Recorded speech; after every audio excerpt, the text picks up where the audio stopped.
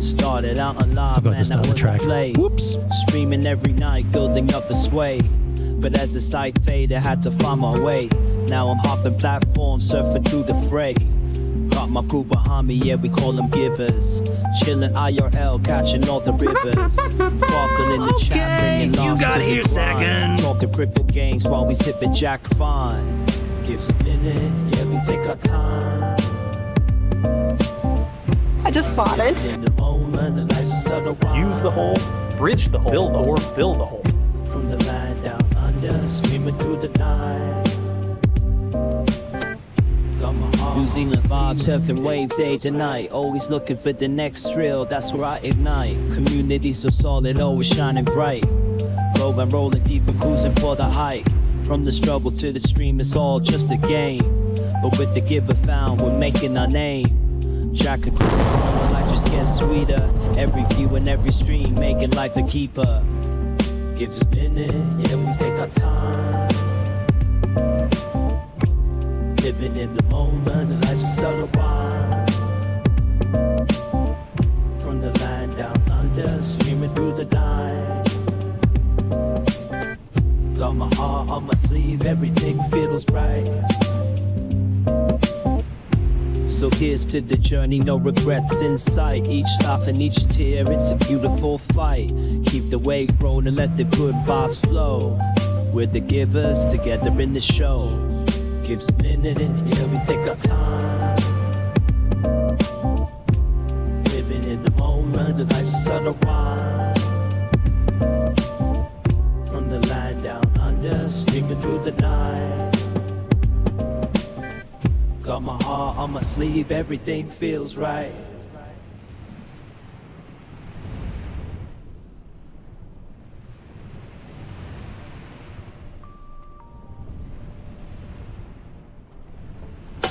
Flip script is how we play a game. From start to the next time, chasing fame. With fear behind me, changing scenes. So through the internet, living out the dream. Got my acoustic strong, curing and chill for cracking jokes. Go stop the thrill in the land of Kiwis, we ride the waves. Our most streams phone, no better days. Gives a minute, yeah, we take our time. Living in the moment, the life's a subtle rhyme.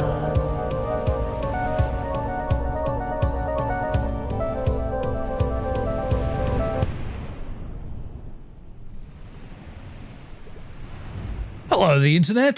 It is Saturday, the 25th of July, 2026, and welcome back to the channel. Yes, I forgot to start the track. I don't have any excuses, but here comes one. I'm not feeling great. Not 100%. A little under the weather.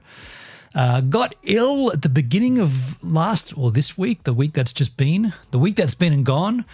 Got ill on about Sunday night. Started feeling a little ill skins and woke up Monday. Oh my God, seriously, Monday was the worst day that I've ever had. By the way, Daleskins, congrats, and congrats. Hell yeah.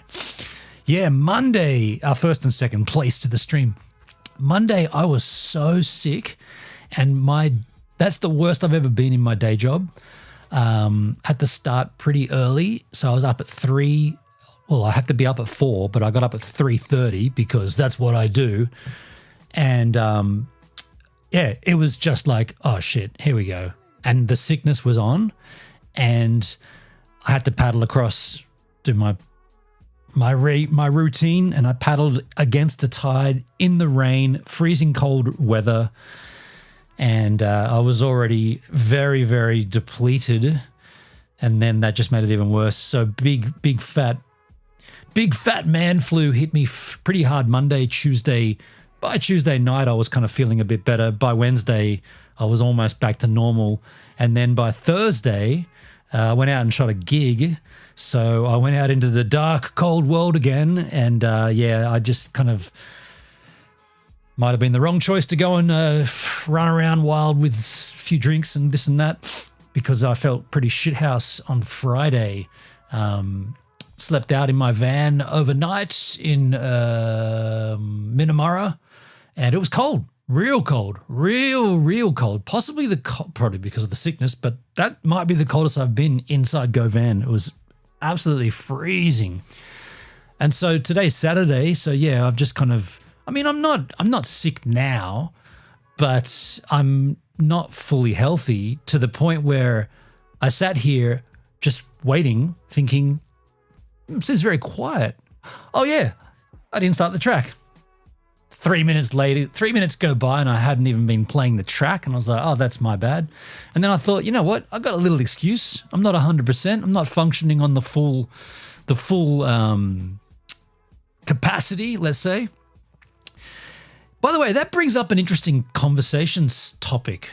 And then I'm going to rant about the World Cup because I'm not very impressed with my sister right now, but I'll get into that in a second. But I had a little... Well, I made a pretty interesting VR to Duncan, and I think I should just retell it here. I can't really do it justice because it was a one-off, but the guts of the story was, in Australia, we have free healthcare, right? Like free healthcare for all. We don't have, or I don't have access to sick days. I don't have access to paid time off work. Now, why would that be? That is because I'm on a permanent casual employment basis. Those are the technical terms of my employment. Permanent, casual. And so with the casualness, you get perceived extra benefits. Those benefits often include a higher base rate, an hourly rate of pay, and that's about it. That's about the only benefit, actually. You get a higher. There aren't these great benefits, but that's one benefit. You get paid better by the hour, apparently.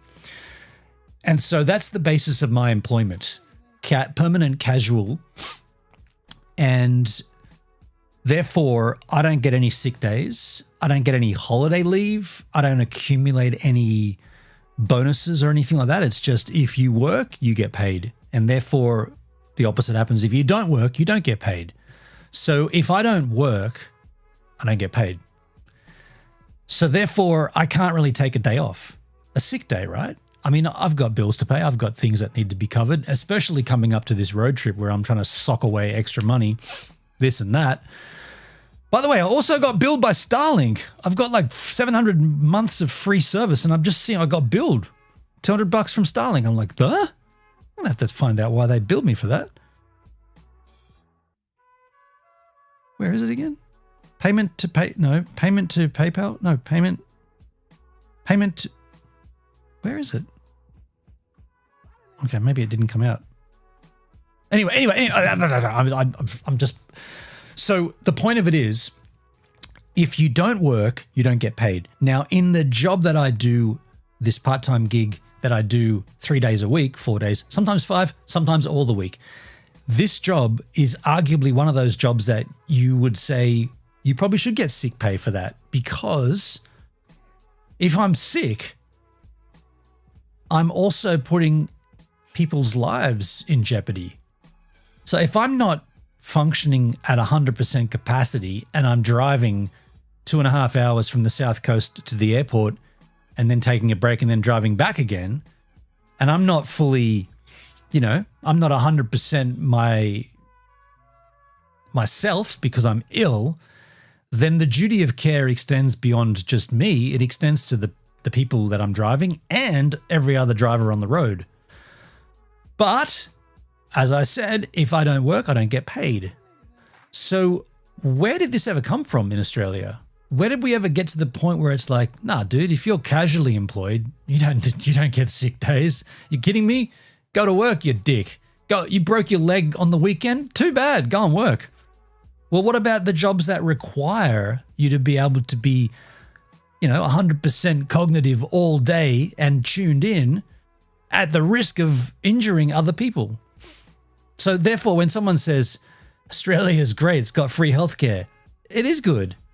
But there are also things that aren't so good, such as this weird, like how did that ever happen? How did they ever, they're deciding on the concept of Casually employed, okay, you get a higher penalty rate, and then we don't give you any of this. So there's an argy-bargy.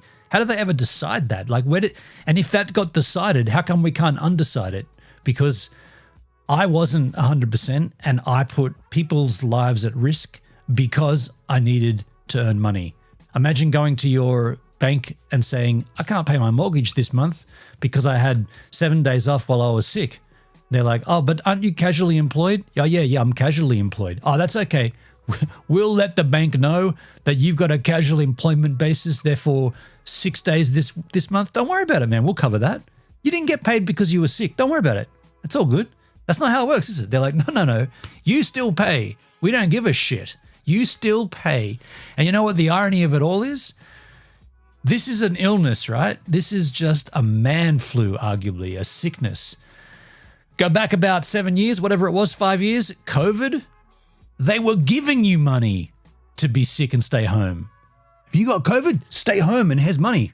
Here's the money. Keep taking the money. Have the money. That disease, yeah, that one's fine. If you've got the COVID, you're good to earn money. But if you've got a regular cold, fuck no. Go home and don't earn any money and then good luck paying your bills. See what I'm saying? It doesn't make any sense. I know that's what it is, but I'm saying it doesn't make any sense. There's nothing sensical about that at all.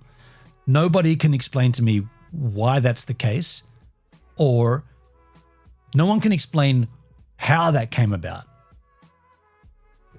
End rant. Now let me get on to the second stage of this rant. I just farted, by the way. The second stage of this rant is, so, by the way, it's super quiet in here. Am I just chatting to myself? Because I've done that long enough for the last 5 days. Actually, I want to talk to the chat. Is anybody here? Is there anybody? I'll just sit here in silence until someone says something.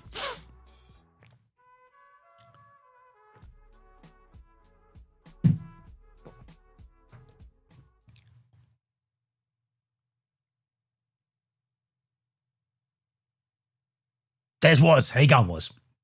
I guess it's good that we have a decent public healthcare system. Because of all those sick, all those casually no. Dude, interesting point you raise. We have a good public healthcare system to cater for all those salaried employees who take sick days when they don't need to. That's the irony of that one, man. Holy shit. Everyone's taking sick days when they're not sick. They take Monday off because they've got a hangover. They get paid for it. Hey boss, I'm feeling sick. Take the day off. Hey boss, I'm feeling sick. Take the day off. I'm not paying you. See the difference there? But they've all got to go to the hospitals because they're feeling sick, but they're not really sick. I see what you're saying. If that's what you're saying, I think that's what you're saying. If not, then just know that you're wrong. Yeah. And the other one that always stood out to me was free healthcare in Australia, but not if you need an ambulance. Hell no, dude. You're in a car wreck and you got to get from the scene of the accident to the hospital. You pay for that bit. That ambulance ride's not free. Don't think once you get there and they inject you with all the saline and drugs and they speak to different professionals and they come in and they put you up, all that stuff's free. But getting to the hospital, they kill you again the second time right there. That little trip from 2nd Avenue, Janali to Sutherland Hospital, that's going to cost you $800. You could probably hobble there and get there a day later, but you'd be feeling better because you didn't have a bill for $800. An ambulance ride, they're very expensive, but God bless free healthcare in Australia, but not the ambulance ride. Anyway, get this. So for the last, what has it been, 2 weeks, 3 weeks, however long the World Cup's been playing, I have been on a complete social media moratorium. That's the wrong word, but I like using it. I don't know what it exactly means. Hey Siri, what does moratorium mean? Moratorium means a temporary prohibition of an activity. That's right, a temporary prohibition of an activity. My temporary prohibition has been do not open Twitter, do not open Facebook. The only time I've opened up Facebook is for Across the Ocean when I needed to post something to do with the music website, or to access Messenger, which is a separate app anyway. That's going to be weird. That is going to be weird. But I haven't opened up anything to do with anything social since the World Cup because I'm watching every game of the tournament at my own time, my own leisure. And it's so long because there's 48 teams this year. By the way, I know it's all over, but I'm still in the group phase. I'm watching Canada play for the second time. Canada, that guy broke his leg in their first game, right? So I'm watching the game after that game. So I'm so far behind. And hey, Sir Pigeon, how you doing, Luke? Ambulance cover is $56 a year. Well worth it. Is it really? That's pretty cheap. Could use it then as a service too. I need to go somewhere. I hurt my leg. Get an ambulance. Let's begin this with a show of good faith. Thank you, Dale. How you doing, man? A show of good faith. Okay, so my whole family and everybody that I speak to knows, including passengers in my day job. I've been extremely clear about don't tell me anything to do with the World Cup. I don't want to know about it. I'm watching blah blah blah. So everyone's aware of this, and everyone's done quite well, and I've done pretty well. I understood from watching a tech podcast that Argentina plays England in the final. I understand that because the dumb host of that podcast, before I even knew what was being said, had said to one of the guests on the panel, given that you're English, are you going for England or Argentina in the World Cup final? And as he said it, I was like, but I'd already heard it. And like the way it came, peace and love. Yo, Melody, how you doing? With peace and love, that came out so quick, and I was like, okay, so now I know who makes it into the final. And I hit pause, and I didn't want to hear in case whatever. I just don't want to know anything about the winner, right? I want to keep that to myself. And so then last night, this is when I could have. So last night I'm watching England play Ghana. So that'd be their second game as well, right? England play Ghana in the group phase. And pretty boring game, to be honest. It was 0-0, halftime, 0-0, finished up 0-0, right? Nobody scored. So Ghana is quite low down. England are quite high. That's not going to happen. These are two teams that are not going to happen. They're quite far apart in the rankings, and Ghana managed to keep England at 0 the whole way. So they did quite well. So I went out and just having a chat to whatever, Anya and Poopsie and this and that, and I said, I just made a silly joke about it because my sister's ex-husband is English. And I said, I can hear, let's call him Peter. I can hear Peter crying from here. I can still hear Peter crying about his loss or his team's loss to Ghana. And my sister, before she even knew what the fuck she was saying, she goes, but he won't be crying because they won the whole thing though. So he'd be happy about that. And I was like, what? What did you just say? Did you just say that England wins the World Cup? Why would you say that? You've just told me that England won the World Cup. Oh my God. Look, yep. This is very not It's not awesome. Not awesome. I was like, what? And she's there with the wine and she's like, I thought you knew. Like, you did not think I knew because I've been so hard about it for so long about it. That's how I felt. I was like, you know that. And the way she said it, she said, well, you know. And I'm like, no, I heard that potentially England and Argentina were in the final. That's all I knew. That was like 2 or 3 days ago. I know that the game has already been played, but I haven't watched anything. And she goes, oh. I'm like, so now you've just told me. Awesome. So I might as well fire up Twitter and read all the news and everything because I guess that's it. Like, I guess the moral of this story is no matter how you try to... I want to mow the lawn and go fishing. I got to do that. No matter how you try to spin this, in this day and age, there's no way... Which is hot. There's no way to avoid news.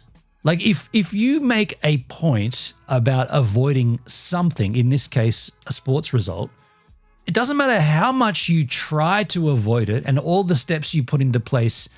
Because I'm in the supermarket and I'm walking past, and I don't buy newspapers, right? I never buy a fucking newspaper.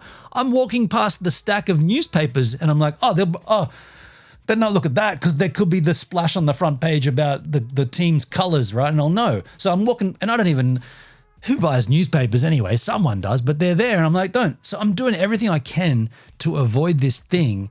And then just someone per chant, like just making like a dumb, stupid gag, right? A dumb gag about, I can hear Peter still crying about that loss to Ghana. Oh, but he'd be happy now that they won the whole thing. That came out that quick. And I was like, did you just tell me? So why am I being yelled at by you dum-dums? That's how I felt. Why am I being yelled at by dum-dums? It's so difficult to avoid spoilers. Unbelievable. Yeah. To which I'll say this. Why are there that many games played as well? Like 48 teams, dude.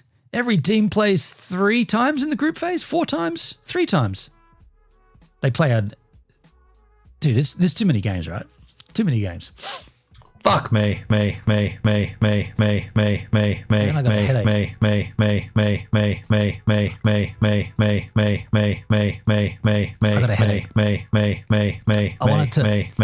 I wanted to bang my head to that, but I got a headache. I'm getting a lot more headaches now. Like I get a lot more headaches than I ever used to. I don't know what that is. It's because we suck. It's not because I suck. It's because heads suck. Side of old age. I could be dying. Could be dying. I mean, I am dying, right? We all are. Like, let's be real. We're all dying. Don't ever get that wrong. We are all dying. It's just that part between when you're born and when you do die, that bit in between, that's called life. But it all is a process towards the end, right? When's your birthday? Every year. Yeah, it's every year. Once a year, actually, on the day. So what else was I was going to tell you? So the gig I went to on Thursday, Carnival, great show. Wow. Carnival. I mean, Woz will know who, Woz and Luke will know who Carnival are. Probably, I guess, definitely Australia's premier prog rock group, if you want to label it, progressive rock. I hear it was good. It was a real good show, dude. Real good. 5,000 people on a Thursday night to see dudes from Perth. Like, this time last year I shot them. This is sick. This is how I felt last night. This time last year when I photographed their show, it was just a one-off show in Wollongong at the uni. There was maybe 130 people. And then they put out a new album. First album in 13 years. They put out a record. They do a tour and they're selling out, not sold out, very close to selling out the Hordern Pavilion, which is a pretty big venue in Sydney. And yeah, dude, it was great. Real good. The realization that... I love it. Okay, you better get that checked out. 14 years ago, it's been System of a Down and Faith No More have come out. 14 years is the last time those bands put out albums. So I'm not a huge System of a Down, you say? System of a Down. I'm not a huge fan. I dig them, but I'm not a huge fan. But Faith No More I am. When I was younger, I used to really get off. I used to enjoy the arrogance of Mike Patton. I think he's a bit of a wanker though these days, if I'm being honest. But by the way, their last album, Sol Invictus, I don't even think I listened to it. I mean, I listened to the single. By the way, there was a band called Car Bomb that opened up proceedings on Thursday night. It was Car Bomb, and then there was Tesseract. So Car Bomb are from the States, Tesseract are from the UK, and then Carnival. Tesseract I could live or... not really a fan, but Car Bomb I never knew anything about, but holy shit, dude, they were in your face, aggressive, like guttural vocal screaming, like I don't know how you describe it, like melodic Gojira style Meshuggah, and they were like, this is our first time in Australia, we're here to warm you up for Tesseract. So let's do that. And then it was just fucking 25 minutes of just straight down the line. I was like, whoa, these guys are crazy. Yeah. Tesseract are fantastic with their older stuff. Do you know what I didn't like about that band? I thought it was a little too performance-based. Like, I don't know, like they were relying on like and I'm not saying this is bad or good, but I feel like this is all, I was going to say that's all they had. No, they had more than that, but they relied too heavily on the appearance and like the lighting, and there was choreography in there. And I just think that's choreography.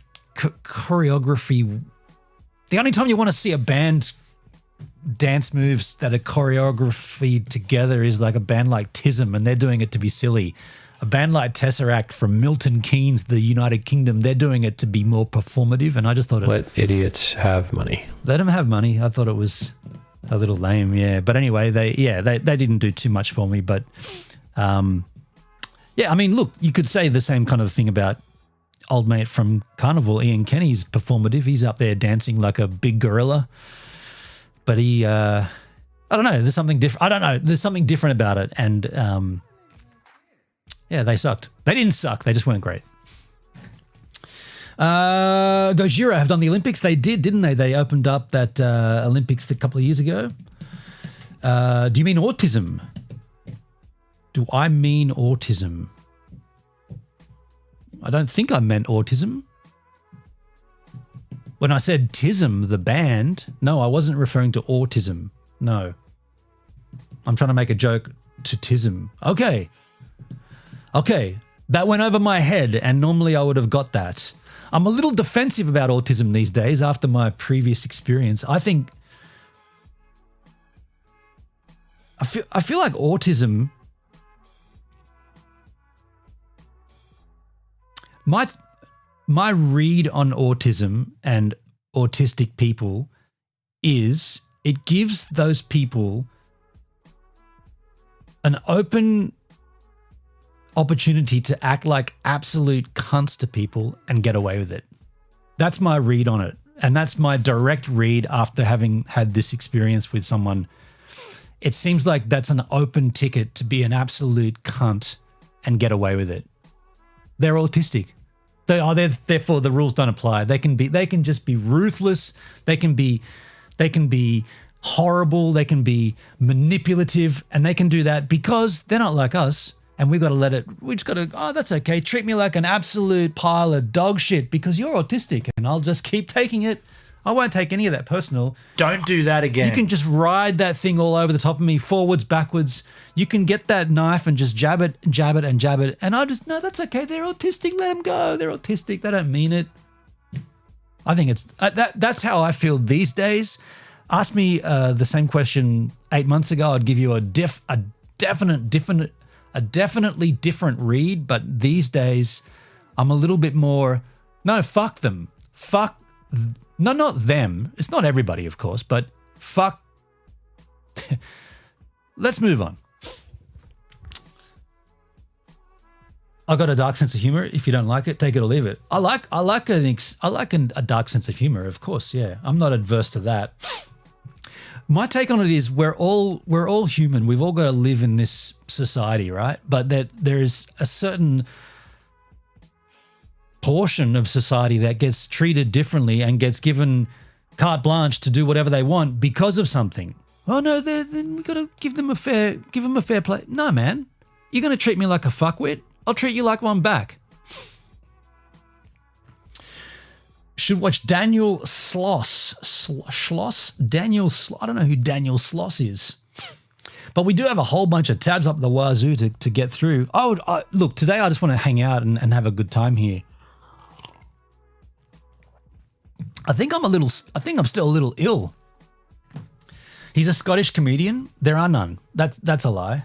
There's no funny Scottish people because we can't understand what they're saying. The idea of being Scottish and being funny, that's all in their head because no one can understand what they're saying. His humor is very dark. Yo, Crack the Jack melody. I'm probably going to get a homebrew. Do you know what, man? On Thursday, I had... this is dumb. What a dumb start of a conversation. I was literally going to tell you about a beer I drank. So stupid. What a dumb conversation. I was feeling ill, and I sat in this...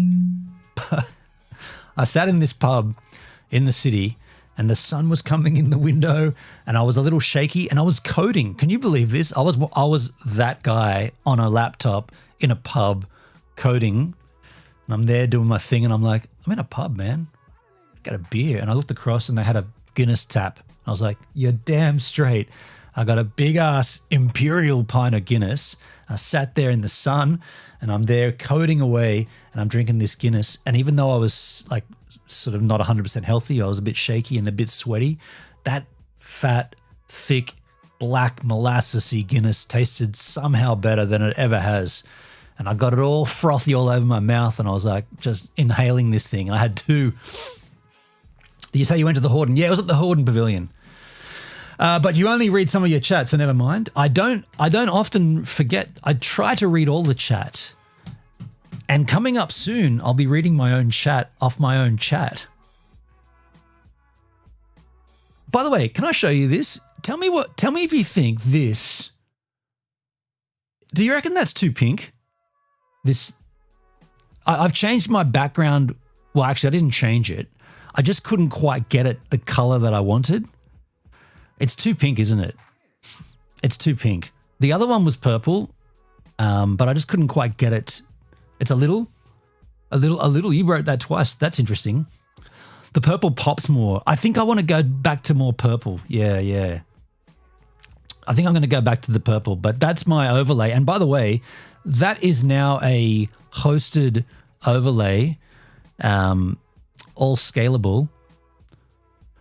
He's gay. It's gay. It's more gay. Yeah, maybe this is the gay era of GivesAMinute. I'm gonna inhale my gayness. Oh, you mean your overlay? Never mind. Yeah, my overlay, the new one that I'm working on. Yeah, I think it just, I don't know. Like originally, I liked the darker purple, but I might go with that pink. I'm going to embrace the gayness. Today I feel gay. Today I feel gay.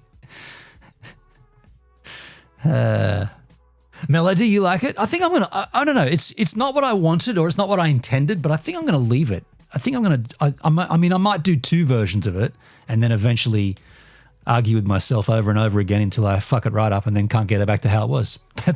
That's how I normally go with this stuff. I'm like, I might do a different version of that and then I'll spend an hour doing that and then I'll be like, nah, put it back. And then I can't get back to how it was.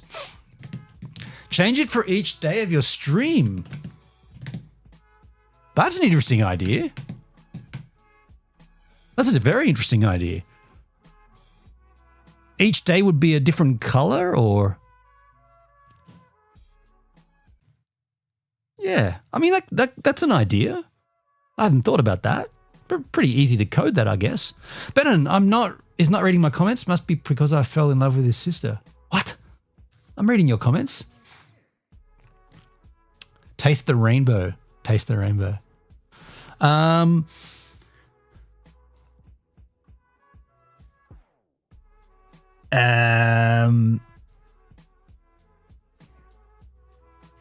Dale, are you saying I'm missing comments? Am I missing comments? What did you talk about my sister? Keep her out of it. She's in the bad books.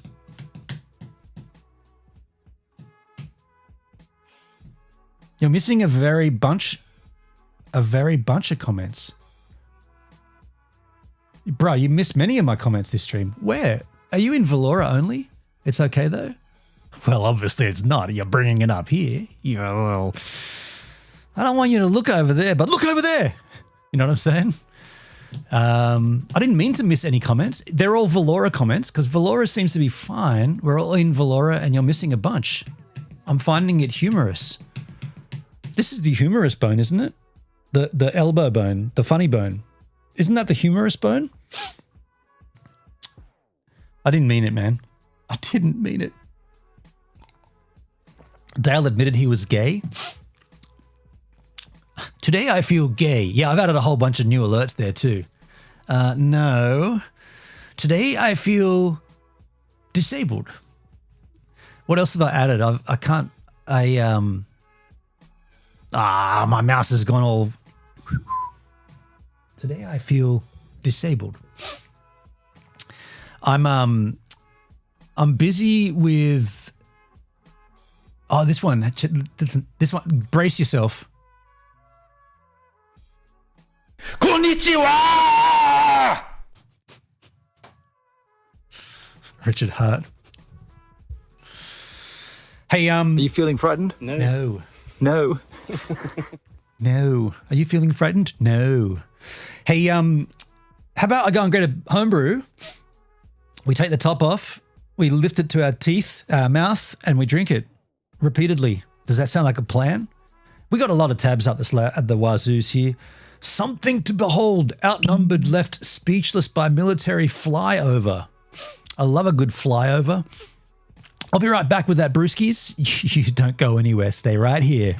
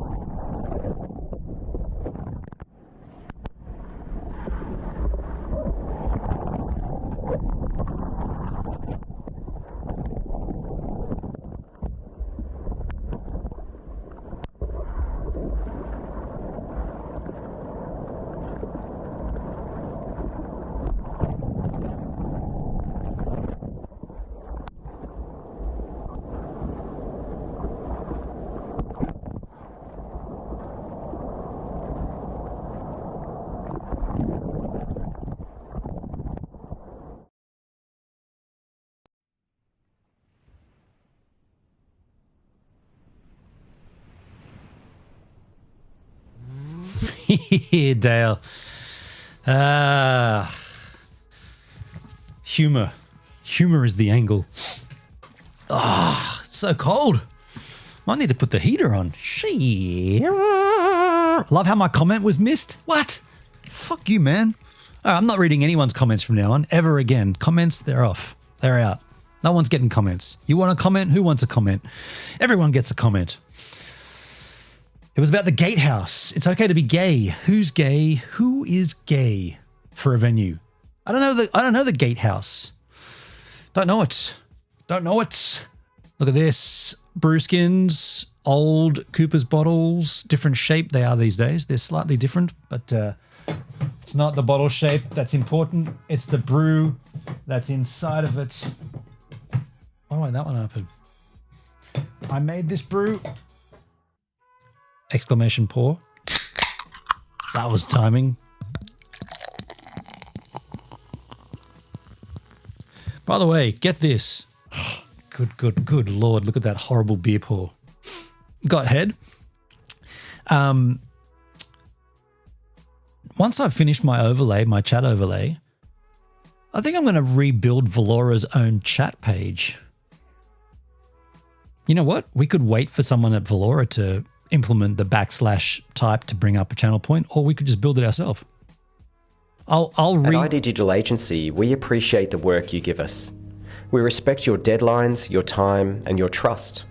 And we show it in how we communicate. Sounds like you communicate very, very clearly without any AI assistance at all, Jay. That's definitely human, right? Yeah, we could just make our own. Read the chat. I am reading the chat. It's not 10 years old, is it?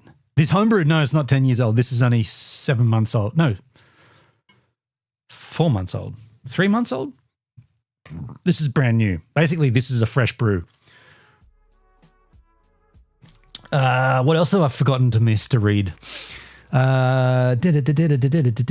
Gatehouse is one of my favorite venues that I've seen owned, that I've seen Parkway Drive at. Okay. Okay, cool. Look at this. Something to behold. Outnumbered, left speechless by military flyover. Let's take a look at this. Those jets are in formation. We've been here for the last 2 days, and these ships span from 1876 to 2016. 100 of them are seven of them are more than 100 years old. And her microphone's horrible. We just literally felt the couch shake because of the flyovers. I know you've been waiting for this all week. That would be funny if he said, no, I just farted. Osprey is amazing. It really shakes the ground, and it's incredible to be here celebrating with you all of you at home watching, and as well the crowds that, despite the up to triple-digit heat, are out here in full force to see and appreciate our military might in the sea and in the skies. And look, I'm telling you, so there's 3 Ospreys that I can see right now flying in a circle. We have them on the left side of your screen. Let's fucking go. USA 250. By the way, 250 years of unification, right? Unitedness. I always thought America was a lot older than that. Australia is around the 230-year mark. I just thought America was a lot older than that. I saw some of that footage. Looks like they were flying very close to the beach. The idea of the flyover is to get close and spook everybody, right? Like show the might and the awe. Probably see the earth start to shake, and it's incredible as the daughter of a U.S. Navy commander to know that his wonder how legal it is. Oh, this is all legal, from right? Italy that sailed right through this harbor, and that my mother's great aunt sailed out of this harbor, deploying to World War II as a U.S. Army nurse. All of us Americans are have bold, the not gay. Of stories in our families of what America means to me, of what freedom means to our family, and we represent all of it as we sit here on this couch, broadcasting to you all through the prism and the filter of these stories and these heritage. That's a bizarre looking plane. To celebrate America it's like a pregnant frog. Yeah, fun fact about these Ospreys, I used to write on these as White House press secretary, and they were terrifying because they are open in the back. Osprey. I remember writing them and thinking, I appreciate our military so much. A tilt rotor. America 250 because of the hundreds of thousands of service members who gave their life. I'm feeling super emotional right now, and I don't think it quite hit me, America 250 until I sat down. I saw the Statue of Liberty behind me, and I'm thinking about my uncle, combo who was helicopter and airplane in the U.S. Navy. He sponsored myself and my family. Hey Siri, how old is Australia? To immigrate here in 1990. And I'm sort of just taking it all in because he passed away earlier this year. And I'm feeling really emotional right now because Australia is 125 years old. What about our bicentennial celebrations? That's 200 years. Hey Siri, how old is Australia as a nation? The answer I found is 125 years. Hey Siri, when did Australia celebrate the bicentennial? I found some web results. I can show them if you Fuck want off. from your iPhone. I'm just thinking about all of our veterans. Young Guns and Melody. what it's taken for us to get to 250 years. That is so rare, right? A democracy to make it. Wait. 1788, 1888, 1988. Australia is over 200 years old. We celebrated it in 1988. I remember it, the bicentennial. Far, and we get to be so blessed that we get to sit here and enjoy and celebrate what so many people have sacrificed ahead of us. I'm also thinking about how my dad really wanted me to be an Air Force pilot. This would have been really cool, a really cool time to be that, but I'm just so grateful to our military. Yeah, absolutely. And Trace, it's really remarkable when you think of this and you think about how the probability was against America working. Yeah. There was a lot of apprehension, and I referred to this last hour. They thought that, how can self-governing work? John Adams questioned it, George Washington questioned it, but it did work, and it set an example and a template for the world. Yeah, it is working, and that's the whole point of this, is that the American experiment worked extraordinarily well. I mean, there have been some glitches along the way, but it has become this amazing concept that the rest of the world, I mean, you look at the Declaration of Independence and you think there are 100 other countries in this world that have actually modeled their independence, their government system off of the Declaration of Independence. So it is this document that continues to live. It's like the military equipment behind us that keeps going on. And when you see Dana Marie McNichol on the Nimitz and you think, what a great history the Nimitz has, right? It's being retired. 1975, it was commissioned. And people forget that it was all He's going to try to talk over the sound of that thing. this cultural thing. One of the great aircraft. It's like in the football when the game gets rowdy and the commentators just keep talking. It's like, no, dude, we can't hear you. The crowd is screaming and the Vesvulas are blowing and the horns are tooting. Just shut up until they calm down. It was in the movie, I think The Final Countdown, 1980, where it played an aircraft carrier pre-Pearl Harbor. It shows you how timeless these military weapons and machinery is, and it is a part of the American concept of the fact that the next Nimitz will look very much like, not Nimitz. The Blue Angel video, one I'm thinking of, they did a super low fly past. No one got fined. Oh, are they not allowed to fly low? By the way, this is just showcasing the military powers, right? Like the strength of the military. Don't fight, children, but if you were to fight, fight with us. We're the best fighters. Freedom isn't free, but must be fought for and defended. Man, play nicely now, kids. If you can't play nicely, we're going to turn this car around and go right home. Not really. But the next ship of the Nimitz category will look very much like this one because America has figured out there are certain things that work exceptionally well. Play nice and be a slave. What we're seeing now is part of that. Yeah, and as we're talking, I mean, you see us looking around because literally the 3 Ospreys in perfect succession just flew over us, shaking the stage, and it is something to behold as you watch it. Lisa, to the point that Trace is making, Alexis de Tocqueville called federalism just one of the many great attributes of the American government, a great discovery in modern political science. Well, Kaylee, you're so right, because our founding fathers, the founding generation, knew that centralized power was the danger to liberty and freedom. And so that's why we have checks and balances. That's why we have 3 branches of government. That's why we have federalism as well. We're supposed to have this national unity, but you have the 50 states. And we're literally feeling the might of the United States military on this couch, because for the folks at home, we can feel it. The vibrations of the planes as they fly by. I think about today.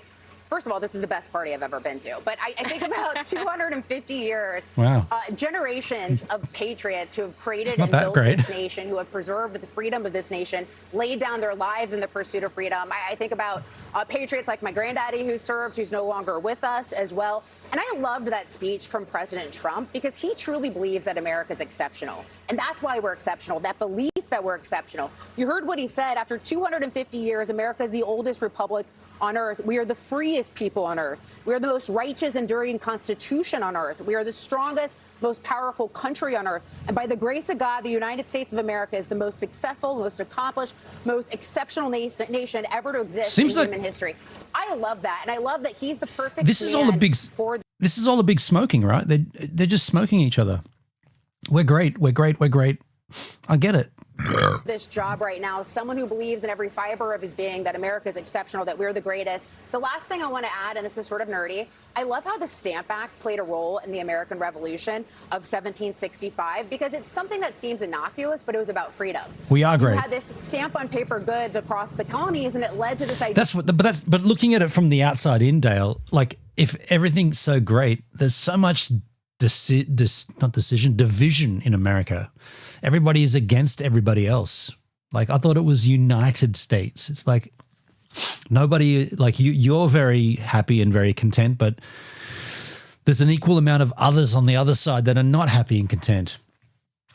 The other 250 event had some decent bands play. This one seems a little tame, this party.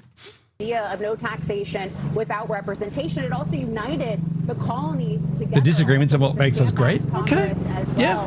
It led to protests, boycotts, and this notion and desire for liberty. So we are an amazing country, the best country, and we are so blessed to be born and to be American citizens. Absolutely. And Benjamin Franklin said, a republic, if you can keep it. And President Trump said last night, it is something we will keep forever. The American people are what undergirds us as we celebrate today. We love spending today's celebration with you on America's birthday. But while we do that, the far left is planning its next moves to undermine some of the very things that make our country great.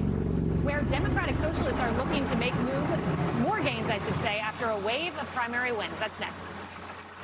Be sure to like and subscribe for all the... No, I will not.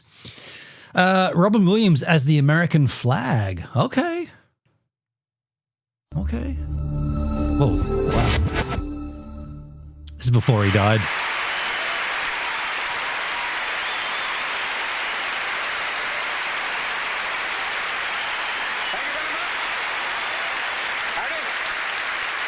I'm the one that they're singing about. Yeah, I'm the Stars and Stripes forever. Star Spangled Banner. You can call me Old Glory, but let's just keep it simple. Just call me Flag. Oh, say, can you see? Okay.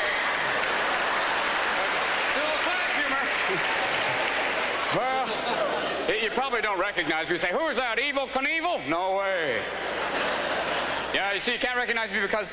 I'm in my birthday suit, yes. The Coke-fueled days. Digital 13 here. Yeah.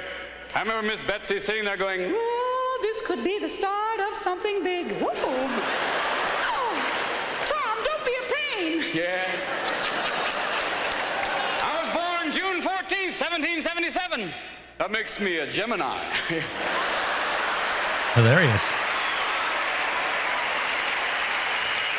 I'm kind of unpredictable, crazy. Yes. I like the outdoors, and I'm the life of any party, whether it be Republican, Democrat, Independent, Socialist, anything Libertarian, I'll be there. You know, I'm 204 years old. People say, Flag, how do you stay so young? Is it jogging? No. Is it tennis? No. It's waving.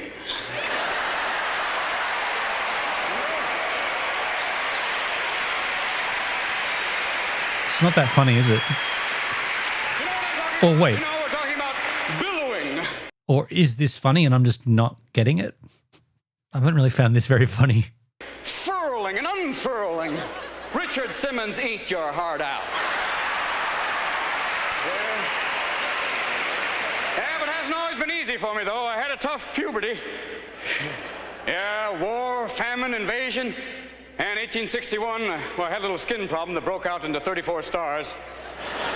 But now, well, little patience, and look what we got now. Look at this. Hold on here. Ha-ha! Ha-ha! Oh, 50! You aren't American? Of course you don't get it. I mean, I'm not American, but I understand jokes. It's 82 humor. I don't know. Is it easier to be a comedian back then? I don't get a lot of Aussie stuff either. But this is just not, it's not just American. This is meant to be funny. I love it. I love it. Okay. Well, I'm on the outside here. I don't really get it. Alaska. Hawaii. Yeah, we got your Tennessee. How are you doing today? Here's Vermont. You can't get there from here. And there's California. For sure, totally. It was so simple. Wow. Just stereotypes, huh? Hilarious. Stereotypes exist, therefore they're funny.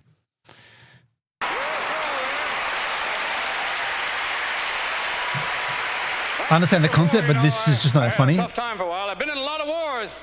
They fired missiles and muskets at me, but you know, come the dawn's early light, I'm still there. You know what I'm talking about? So he's putting the words of the anthem to a real life persona. He's bringing them to life. I've been made into everything from designer jeans to T-shirts, and I've even been a cape for Mick Jagger. Well, all right, the Rockets' red glare. Well, all right.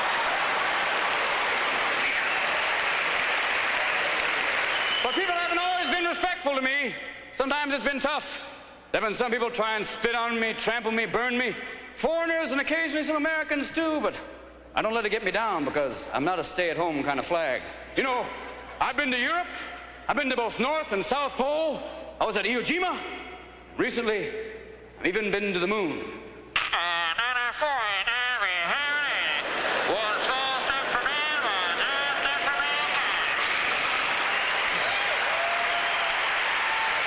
So the concept here is he's just imitating things, putting voices and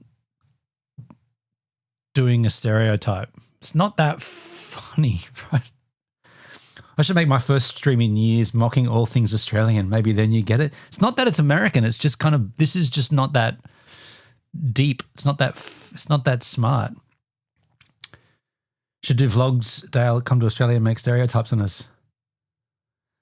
We mock all things American. We mock all things. I mean, this doesn't have to just be American. This could be about anything, but it's just not that funny, right? Like just putting on a voice and saying, I'm from this state, that therefore we talk funny. That's not very funny.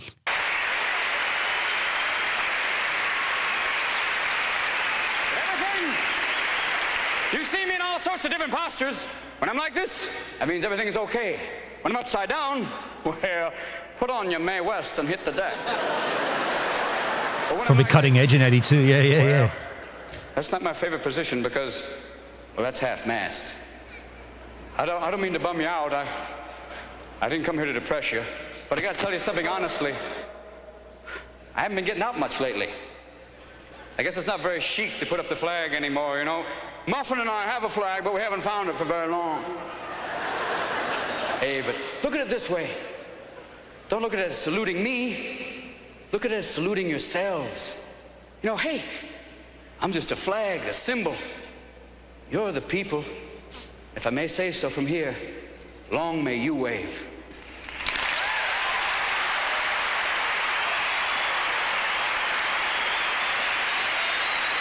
Wow. Thousands disagree with you? Okay, well, I'll go out on a limb there and say I didn't think that was very funny at all. Not funny. Let's move on. What do we got here? Tall ships sail into New York Harbor. Now, is this meant to be funny or is this just not meant to be funny? I'm just trying to get ready, get warmed up.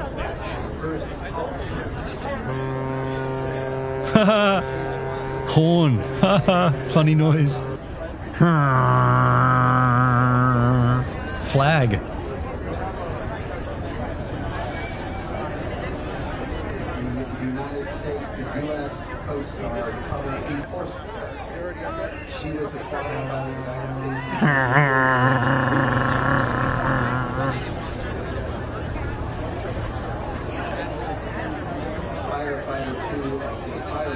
The crowd was the era.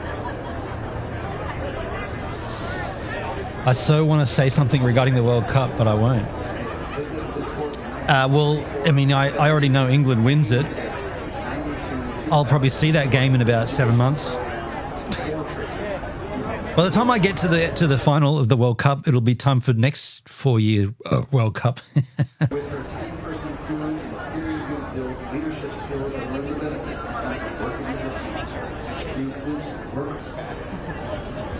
What flag is that?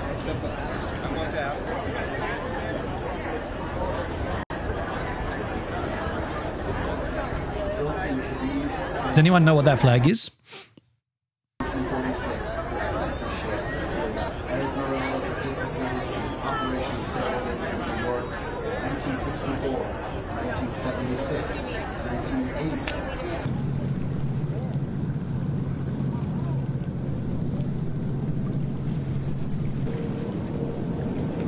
The tall ships are from countries all over the planet. Also, that was another country's ship flag. Gotcha. That looks cool. The die in the air.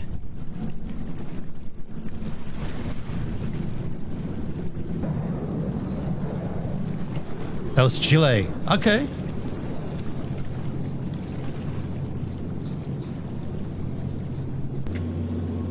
That does look impressive.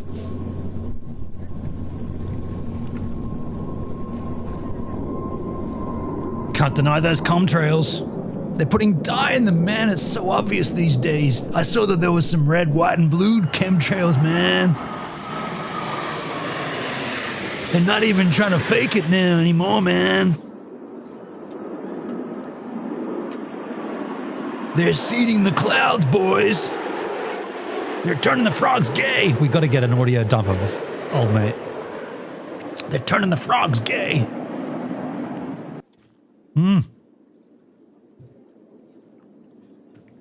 Wow.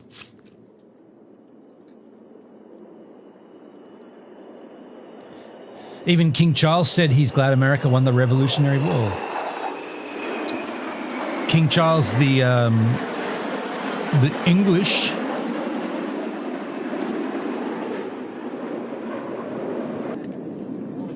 That does look impressive.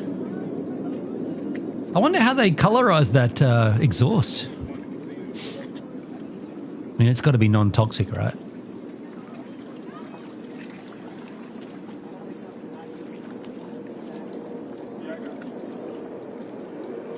So you got these planes flying in succession like this. Visually impressive. That's French? Oh, they're French.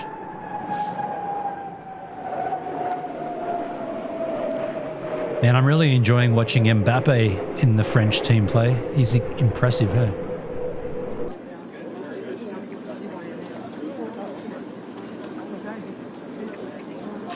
Oh, yeah, I see. Come home. He's staying down there, right? Are you kidding me? There's always one. Oh, no, that's not a team. That's What is that? It's like a refueling. A couple of people in Governor's Island, battery car. Cormorant said, Now, let me ask a question. It might seem like a dumb question, but that's the water that they're shooting out of those cannons. That's water from the body of water that the boat's in, right? They don't, like these jets of water, they're not water that they're storing, right? It's a firefighting ship. Yeah. So they suck up water from the surrounds and then shoot it out, right? They're not putting fresh water onto a fire. Yeah. That would be dumb, yeah. I always wondered that because, you know, salt water corrodes, so all those mechanics inside have got to be stainless steel, right? And then filtered out once if they've been out in the sea, they've got to filter all that through, clean it all out, right?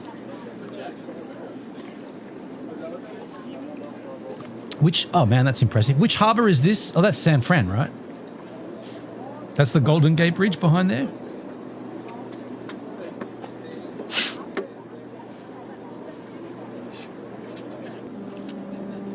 Doesn't look like it. New York. Okay, my bad.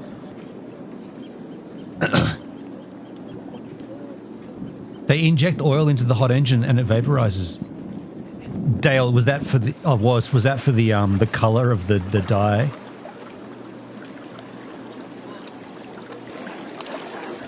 So is that the Hudson River then?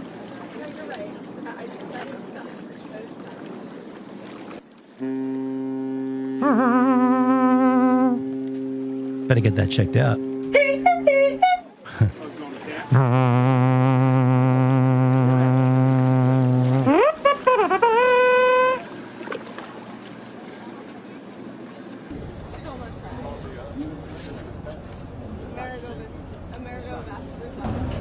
Dyes are using the oils to get different colors. Yeah, okay. Makes sense.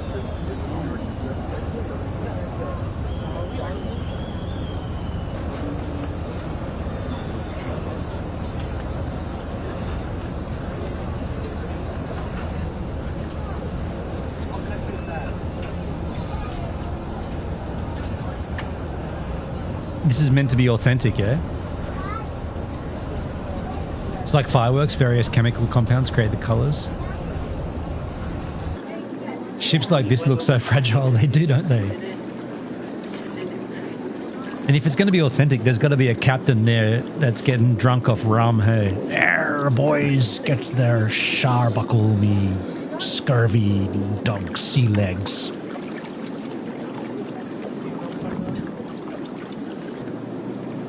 I mean, they're motorized. The sails are up, but they're using engine, right?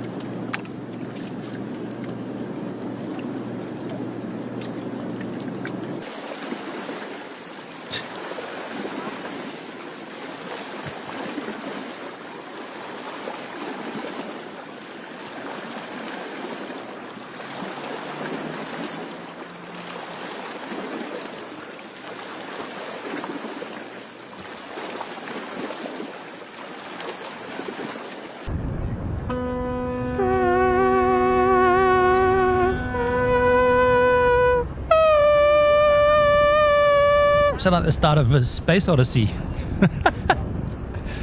Kind of did, didn't it? It's so great the Western countries are celebrating America 250. It's either celebrate with or get bombed by.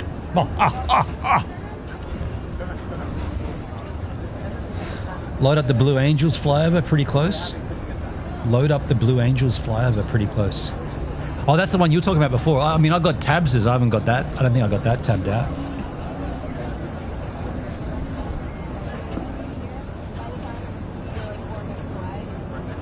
Thunderbirds a go.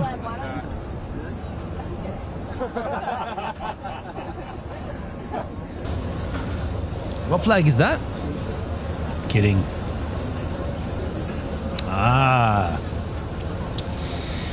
Let's move on, folks. The next tab I got wazooed was I Need Wind. Sailing to Greece. Denny Hayes Sailing. The hell is this? Who put this in my tabs? I always find it important to, if you do drag, if you wake up at 3 a.m., listen, here's something I've learned.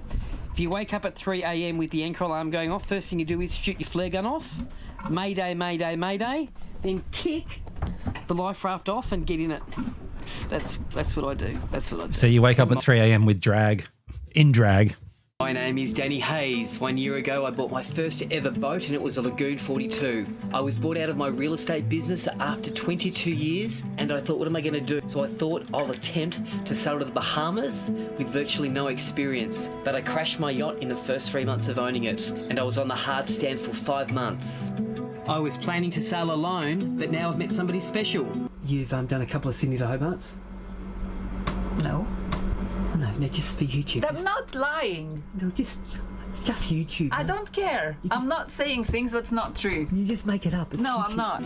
And we left Australia 3 months ago and made it to the Solomon Islands. But I've had a change of heart. I've decided that Lagoon 42 sailboat is just not quick enough to get me there. So I've returned to Australia and I've actually bought another yacht, a much faster one. It's a brand new Dragonfly. So this, to me, this looks like a, like Sailing the Vagabond kind of paved the way for people to do this, like create content from the ocean, just sailing around willy-nilly. I don't know this channel, and this is from H-Man, is it? Okay. It looks pretty interesting. For a little while there, not a little while, for a long while, quite a while ago, I was pretty keen watching Sailing the Vagabond, but I also grew tired of it because it seems to just, I don't know, the content seems to drag a little and it just seems to be a bit tedious. But this, a new set of people doing it I'll tab that out. I'll grab that out for another time, but I got it there. 6-foot trimaran. We are now restarting our adventure from the Mediterranean. This is a very powerful yacht, and we intend to circumnavigate the entire globe on the little Dragonfly. Just a short? Can we survive? Is it just a short? Okay, hold on. Oh, hold on. It's playing in the background. Hold on. If it's a short, I can grab it out.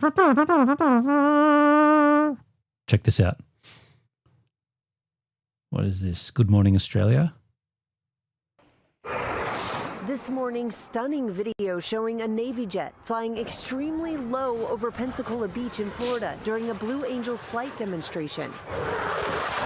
It does seem pretty low. The jet soars just feet over the heads of dozens of beachgoers, tents seen collapsing, umbrellas and chairs lifting off the ground, and visitors stunned. USA. I've been coming for 10 years, and I've never seen a pass like that in my life. I'm going to remember that for probably the rest of my life. John Austin Lynch was there and says the jets had been circling for nearly 2 hours up until that startling moment. They were flying over our heads all day, and so, but nothing nearly. Wait. Aren't they meant to do this though? Isn't this what they're there for? Isn't this the flyover? Like that. I would describe it as frightening in a good way, like when you're watching a movie hoping for the jump scare where it gets your heart pumping. Fuck, that one is pretty low. That one on the Angel is pretty damn low. Watching a movie hoping for the jump scare. That there. Not that low. Is this a mistake then? Somebody's gonna get in trouble. What happened then? How come they went so low? Dude, it's coming up too. I mean, look, nobody got hurt, but if anything went wrong, holy fuck, dude. If anything did go wrong, you would have killed a whole bunch of people. The pilot was not punished. I mean, they are there to do that, but the question is how low. But then again, if it fucks up, they're still coming out of the air and they're still going to go down and fall. That just seems like a little bit thoughtless. Scare where it gets your heart pumping. The crowd erupting in applause after the spectacle. The flyover was conducted to mark the start of the Blue Angels 2026 Pensacola Beach Air Show, this year honoring the 80th anniversary of the historic flight squadron. In a statement, the Blue Angels saying the aircraft was flying lower than standard profiles and that they're reviewing the incident, adding, "The safety of our hometown community, spectators, and our pilots is our highest priority." Now, there are strict Navy and FAA safety standards they must follow, so this investigation will look at whether they did follow those. No one was hurt in this. Spectators definitely got a show they will never forget. Yeah, without actions, these things have a habit of happening again. 50 feet or 100 feet, you're fucked if it crashes either way. Like I said, if it comes out of the sky, it's going down. But the fact that it was that close, I don't know. Like like I said, if something went wrong, then it's going to go wrong really badly. It's going to go wrong badly anyway, but if they're that low, it's going to go because that's going to then catapult, cartwheel and roll and and by the way, I'll go on record of saying, like I said about helicopters, I do not like sky shows. I do not like helicopters. There's always shit going down with sky shows and helicopters. It's a disaster, right? Just reading some of the comments about the latest vlog and people, nice people, not people being smartasses or trolls, but just some guy saying that he just worked out the math per ton with the sale area we've got. He's just saying. Sure, I'm gay. Today I feel gay. It was way too low and close. Perhaps calling Top Gun gay was foolish, my point. Top Gun is a gay film, though. That's pop culture that Top Gun is a gay film. That's not me saying that. That's pop culture saying that. Top Gun is a gay film. It's the same concept as Die Hard being a Christmas film. Everybody says Die Hard with Bruce Willis is a Christmas flick. People are like, no, it's not. It is. Pop culture tells us it is. Same concept. Top Gun is a gay boy film. It's not, but it is. Pop culture tells us it is. That's my point. To weight ratio of this boat is 4 times more powerful that of a normal monohull that's say 36 or 40 foot. It's not gay. That's absurd. It has gay undertones, which is fine. That's my point. Like the pop culture has told us that this film, whether it's intended or not, is angled towards a gay audience for certain. Some of the camera angles, some of the shots of the fitness, the sweat beads, all that stuff, it's all angled towards a certain demographic. Whether you agree with it or like it or not, it's factual. Pop culture doesn't decide what I believe. No, and it shouldn't. But the majority, as you said earlier, 1,000 people versus 1, the majority of people would agree that those sentiments ring true. Just know that you're wrong. I'm not saying I agree with it. I'm just saying that's what pop culture tells us. And we know, we know the power. Like today, we had 2 reefs in, and we were in 18 knots. Luckily, the steering is direct, but just with swell and the wind coming the wrong way, the wrong swell, and close hauled, I controlled the boat to sit on 6, 7, 8 knots. 6, but we 7. couldn't be doing 12, 13. But the heeling, I mean, man, it was It was intense. It was an intense day. Your hair's gone frizzy. How many pairs of shorts did you go through? 3 today. All got soaked. So the thing about this boat is, if it's not respected, I don't want to seem dramatic. Like we've just sailed it, you know, in some fairly heavy winds today. Not heavy, but if you don't respect it, you feel that you are on the razor's edge at times with this boat. I've never heard anyone say Top Gun's are gay until Was said it a few months ago. I've heard it. I've heard it before. When you turned all the traction control stuff off, was a wild beast. The difference is this is more thrilling than my Ferrari, and that's a wild statement. Man, this guy's got a lot of money, huh? Right? This is more thrilling because you can't stop it quickly. You can't break it quickly. You have to read the play or tack or sheet something in quickly or read the weather quickly. Everything's got to happen quickly or sail ultra conservatively. Today I reefed at 18 knots. And then I put in a reef, and then I put in another reef. I put in 2 reefs and I felt that I needed a 3rd reef, and I was only in 18 knots. It was just the way the wind was blowing, and the swell was just... Okay, he's talking a lot of shit I don't really understand or don't really care for. Yes, already. How good's that picture? Yeah, the TV is amazing. I haven't seen a picture like that before. Wow. Oh, we should have poured more wine in the water with Poseidon. Look at the quality of that pic. That looks like it's been hand painted. It's amazing. Why are his glasses so big? I don't know. He likes that fashion. That's interesting. Pop culture even points out the gay undertones in Top Gun. Things like Family Guy doing slow-mo beach volleyball scenes. Yeah, I remember seeing that too, yeah. Yeah, this without knowing anything about this channel or this guy, this looks like an older guy, loads of money, decides to go crazy with his money, and it looks like he's bought a yacht or bought 2 yachts and maybe bought a woman as well. I don't know. I guess that's part of the concept. Didn't do that. I mean, people complain about, this won't have enough space. Well, how much space do you need? Jesus, I got the TV there. Emma's there in her little spot. Bedroom in there. We've got the heater on. Yeah, Kenny Loggins playing with the boys. Toasty in here.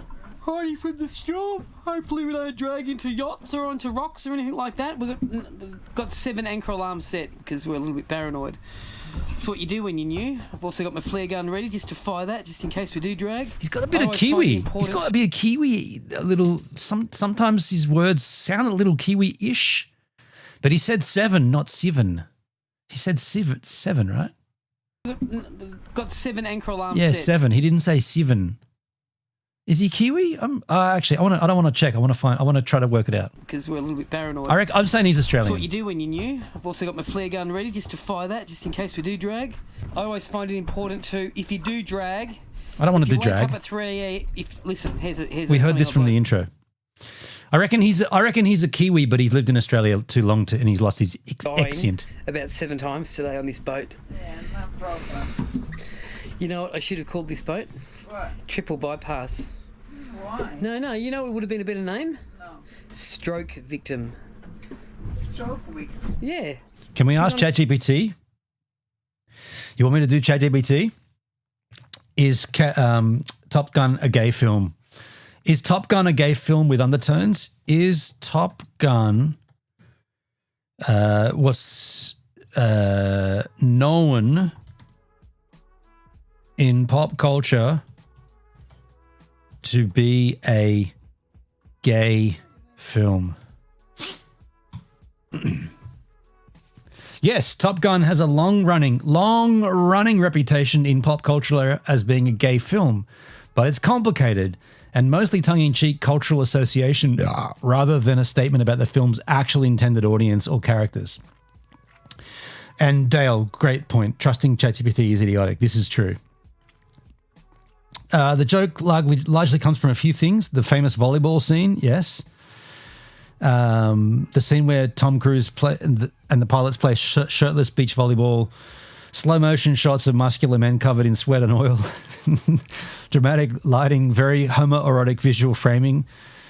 Tony Scott intentionally shot in a highly stylized, almost music video way. The Iceman character, the Iceman, Val Kilmer. stare downs.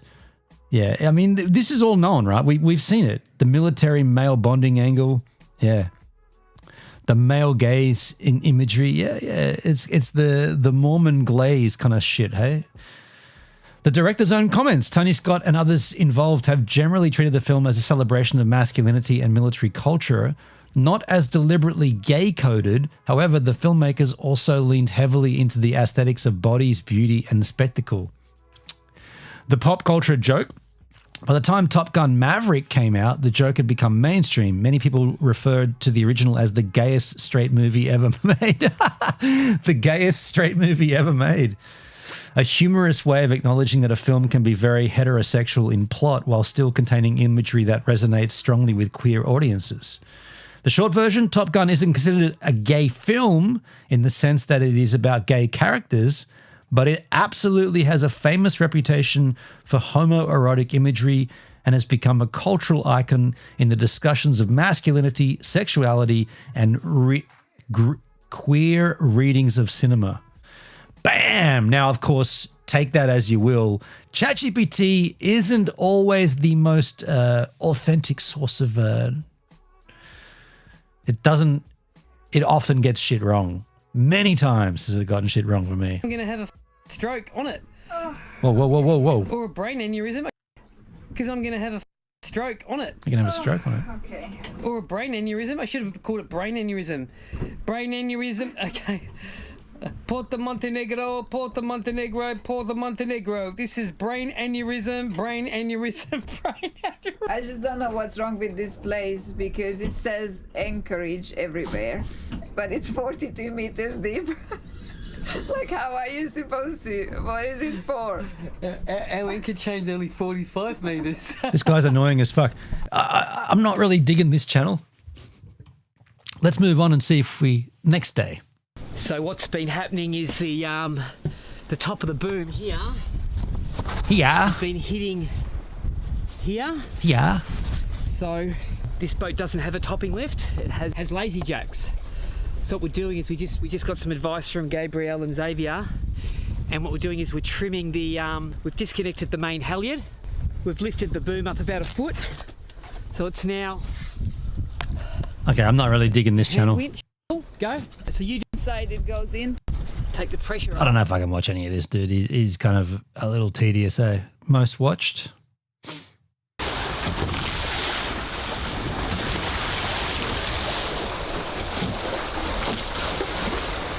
Shaky camera, yeah. I'm gonna try to put on the spinnaker again with the new setup and new. The footage isn't great, and the content isn't great either.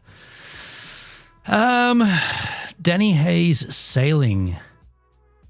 Let's go and take a look at this channel just out of curiosity. So, videos, the most popular video, riding her a custom Harley 48 7 years ago, 1.5 mil. So it hasn't always been about sailing Le Vagabond style.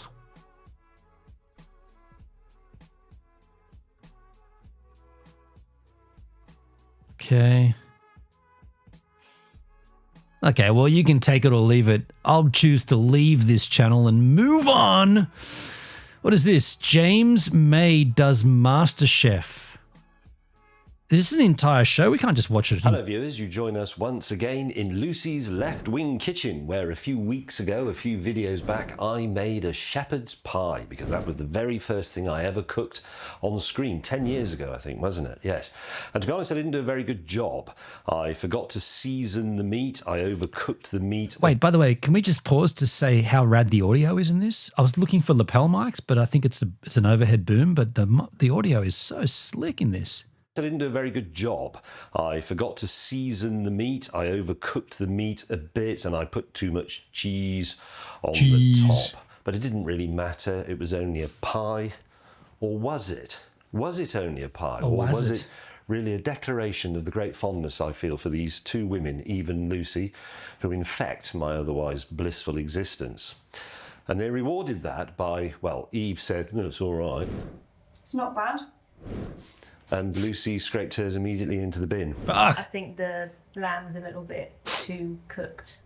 Right in front of me. So I thought, bollocks to them. This time they can cook for wasteful. me. And to make it more interesting and continuing our theme of nostalgic food from our More childhood, H-Man links, is it? I've chosen from the Bernie Inn menu from the 1970s. Now, you have to be pretty old to remember the Bernie Inn chain. They were a post-war phenomenon that existed up until the 1990s, and they were sort of pubs and hotels that the Bernie brothers took over, and they themed them in a slightly Tudor Beetham way, and they had a very simple menu, mainly sort of steak and chips, place and chips, and chicken and chips, and so on. And they were fantastic, and they were a massive treat. So we're going to Bless his heart. Hope rehab is going well. Yeah, everybody spare a moment's thought for the H-Man. He's deep in rehab right now. Yeah, hope he's doing well. If you're watching this, H-Man, and you can't comment, yeah, thoughts, wishes, and keep doing the thing, man. From the Bernie menu, a starter, please, of prawn cocktail, of course, we are in the 1970s, followed by steak and chips, finishing off with the lemon and sultana cheesecake. And this is a competition. I'm going to go out of the room whilst the cooking takes place, and I'm going to judge each. Look at this way this woman's holding her hands. This one on the left here. Look at the way she's clasping her hands. That's so strange. What's she got? She's got one going backwards. Yeah, that's weird. H-Man can look forward to flying his new drone. Dude, I'm going to buy mine. I told you I'd buy it at the end of this month. I guess I'll buy it next week. Yeah, and I'm going to drop the other one. Even if I don't see H-Man, well, I'll have to see him to get it into his house. I'll throw it over his balcony onto his porch. Each course, they will both make each course, and there is a trophy for the winner. I don't know if we can watch all this because, I don't know. Let's cut to the mustard. So they make food. Whoa, what was that green shit? That sign. Oh. Funky. It's grime. It's just the colour of a lemon. It's all natural.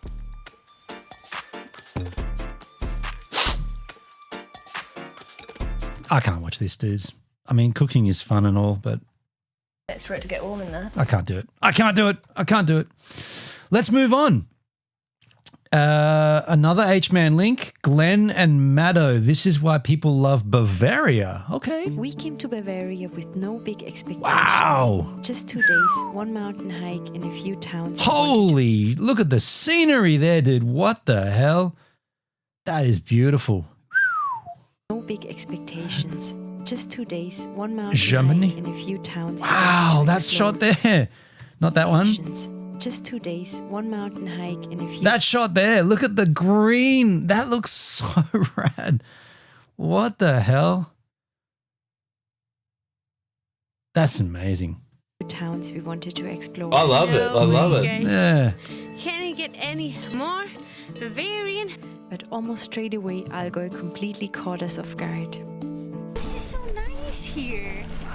I'm like so amazed. This is Germany. This is Bavaria. How awesome is this? Welcome. See 3 countries at once. How cool is that? Glenn is like fascinated. He loves Bavaria. My favorite part of Germany.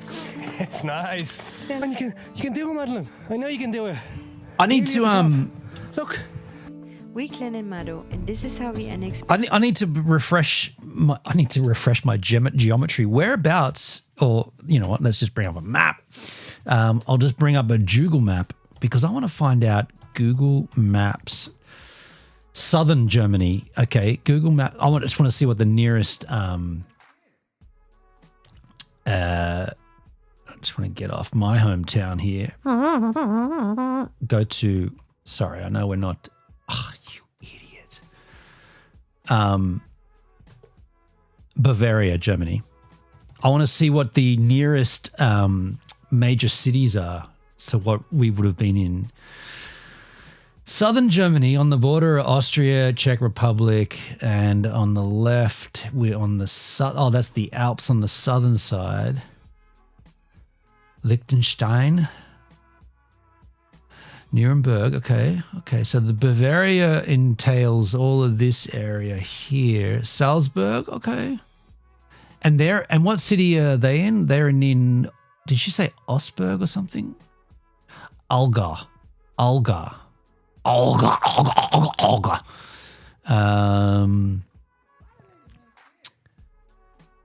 Okay. So yeah, I mean, some of those cities. Baden.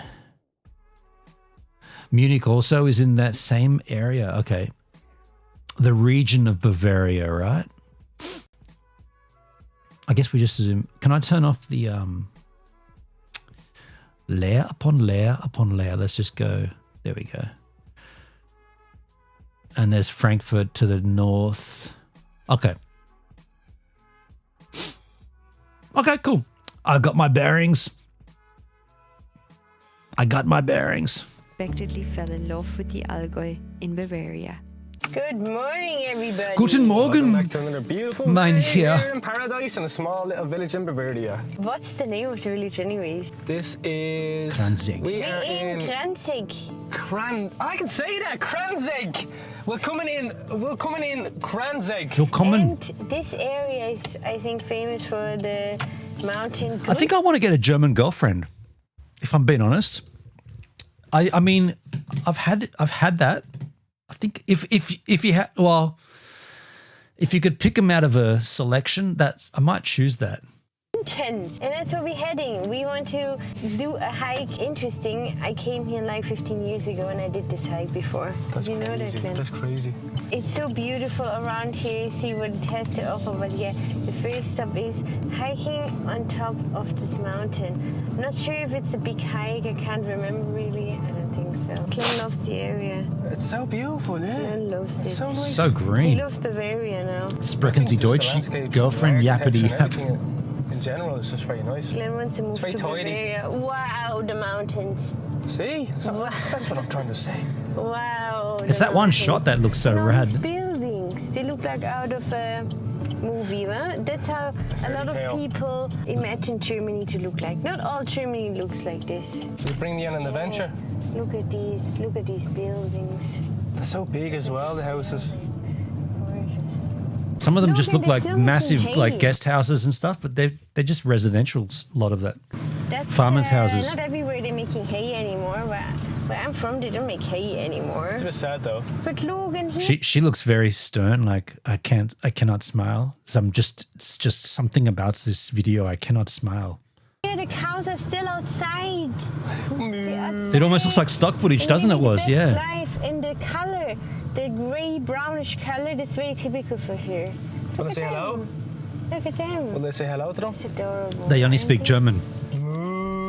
That's not how you moo in German. Parking spot, anyways. What do you think about the background? Oh, it's so unreal. It's beautiful. Have you ever been hiking like this in Germany? No. No, not properly. My first time in Germany, Bavaria, blew my mind. 4 months in Italy. Mountains that Just for skiing. Germany has to offer. Yeah, it's very different though. Very different. But we need a parking ticket then.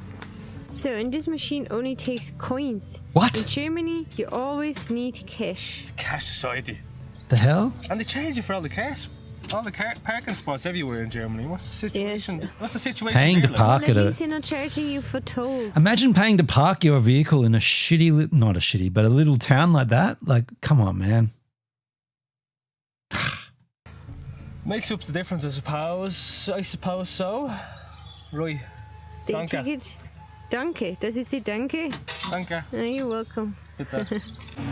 So this is what it's called, Grünten. Grünten. And we are here, the car park, and then we're gonna go all the Aren't way there pay to up park here. places in Oz? Yeah, but typically they're in the cities. Like you don't often pay to park out in the wilderness, like in the bush or in the mountains areas. Well, some of them you do, but I don't know. Like the way they were just driving through that little town, I did not expect paid parking. That's And 28 meters. Yeah. Impressive. Can you get a cup of tea on the top? No, a nice view. Cup of But tea. there are some nice cabins in Germany and in Austria, in north of Italy. You always have these cabins.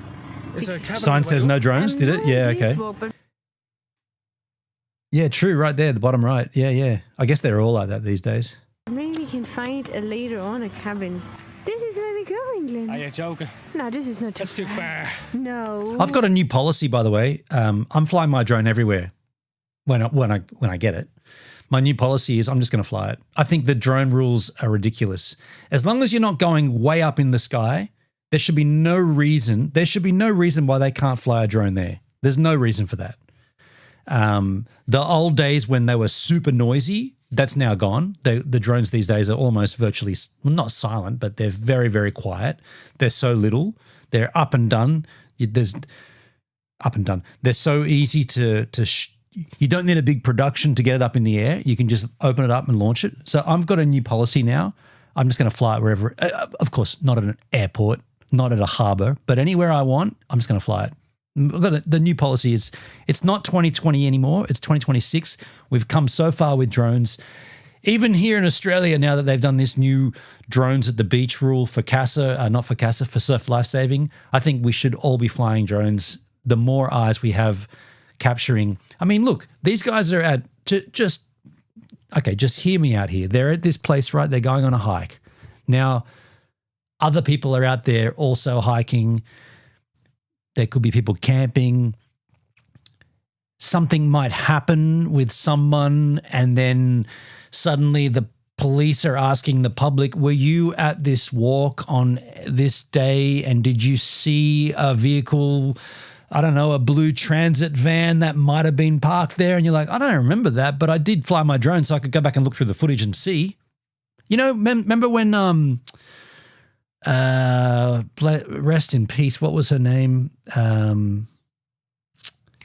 What was the woman who went on a massive road trip with a boyfriend and the boyfriend killed her, and then he came back to Florida or something and pretended it didn't happen. Then he went out and killed himself in the Everglades or something. What was that woman's name? Anyway, the thing that happened was that they argued and argued and argued, and people caught the footage of them arguing, and people caught footage of their van parked on the side of the road because of dash cams and because of people shooting content. So the more people that create content, the more chances you have to piece the puzzle together later on if it needs to be pieced together. That's all I'm saying. Sadly, there are people who watch YouTube and send links to CASA when they see dodgy flying. Yeah, that Gabby Petito, that's the one. Gabby Petito, that's who I was thinking of. Thank you, Woz. My point with that is it's not 2020 anymore. We're past that. Like, we should all be flying these things. We should all be documenting. We should all be piecing together the puzzle. End rant. Trying to kill me. He's just joking. How dare you? How dare you? We've done worse, Glenn. I know, yeah. It's a walk in the park. No way, guys. Can it get any more Bavarian like this? As with most things, there are pluses and minuses. Fly where you want. Just be careful what you upload. No, you don't include yourself flying it. You just have to say, well, no, I was there and there was. Do you know what, man? The one time that this really did piss me off, at the Devil's Marbles, and there was that German tourist. So there was a no drone rule at the Devil's Marbles, and there's a no climbing on the Devil's Marbles rule, which is pretty obvious. You don't climb these monoliths, right? I watched a German or a van of German backpackers park up not far from where GoVan was. I watched them go out with beers onto one of the marbles. I got it on my camera, right? I'm filming them go up onto one of the marbles, crack open beers, start drinking, launch a drone from the marble. They're up there shooting the sunset from the top of the marble, flying their drone, and it was a Phantom 4. Bzzz, everybody was hearing it. I was like, dudes, I almost went up to them and said, you can't do that, man. But they were like, what? I mean, they were obviously doing what they wanted, but you remember that, Dale? Yeah, remember we were like, we're getting that footage of them. Not only did they walked out there, beers in hands, Berliner Kindle in their hands. They didn't have that. They had Australian beers. Get up and they climbed onto the top of the marble and then they launched a drone from the top of it. I was like, you guys, man, what? Why? It says no rules here. Surely we can do this. No, you cannot. Do you hear the sound? Do you know what it is? Look at this. More cow horn. The cows. More cow horn? Cowbell, you idiot. They're so cute. Look at this. They don't seem to care. Friggin' Germans.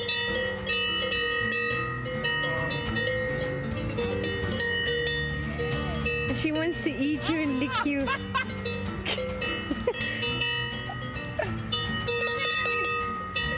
Oh God! Things so tasty. So cool, no? Yeah, it's pretty cool. They're everywhere. All the cows on the road. Here we are again. Say hello to our friends. So you can't be afraid of cows? Oh my God, there's a lot of cows. Wow. Whoa, we want to scratch. Oh, maybe. You want to scratch. No.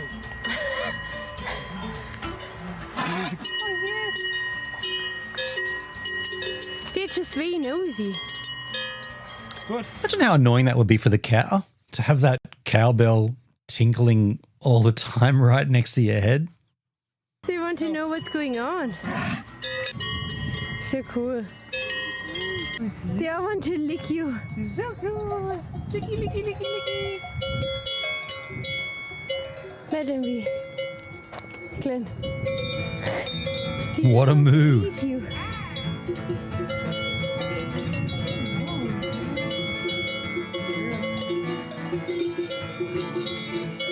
Let them be, Glenn.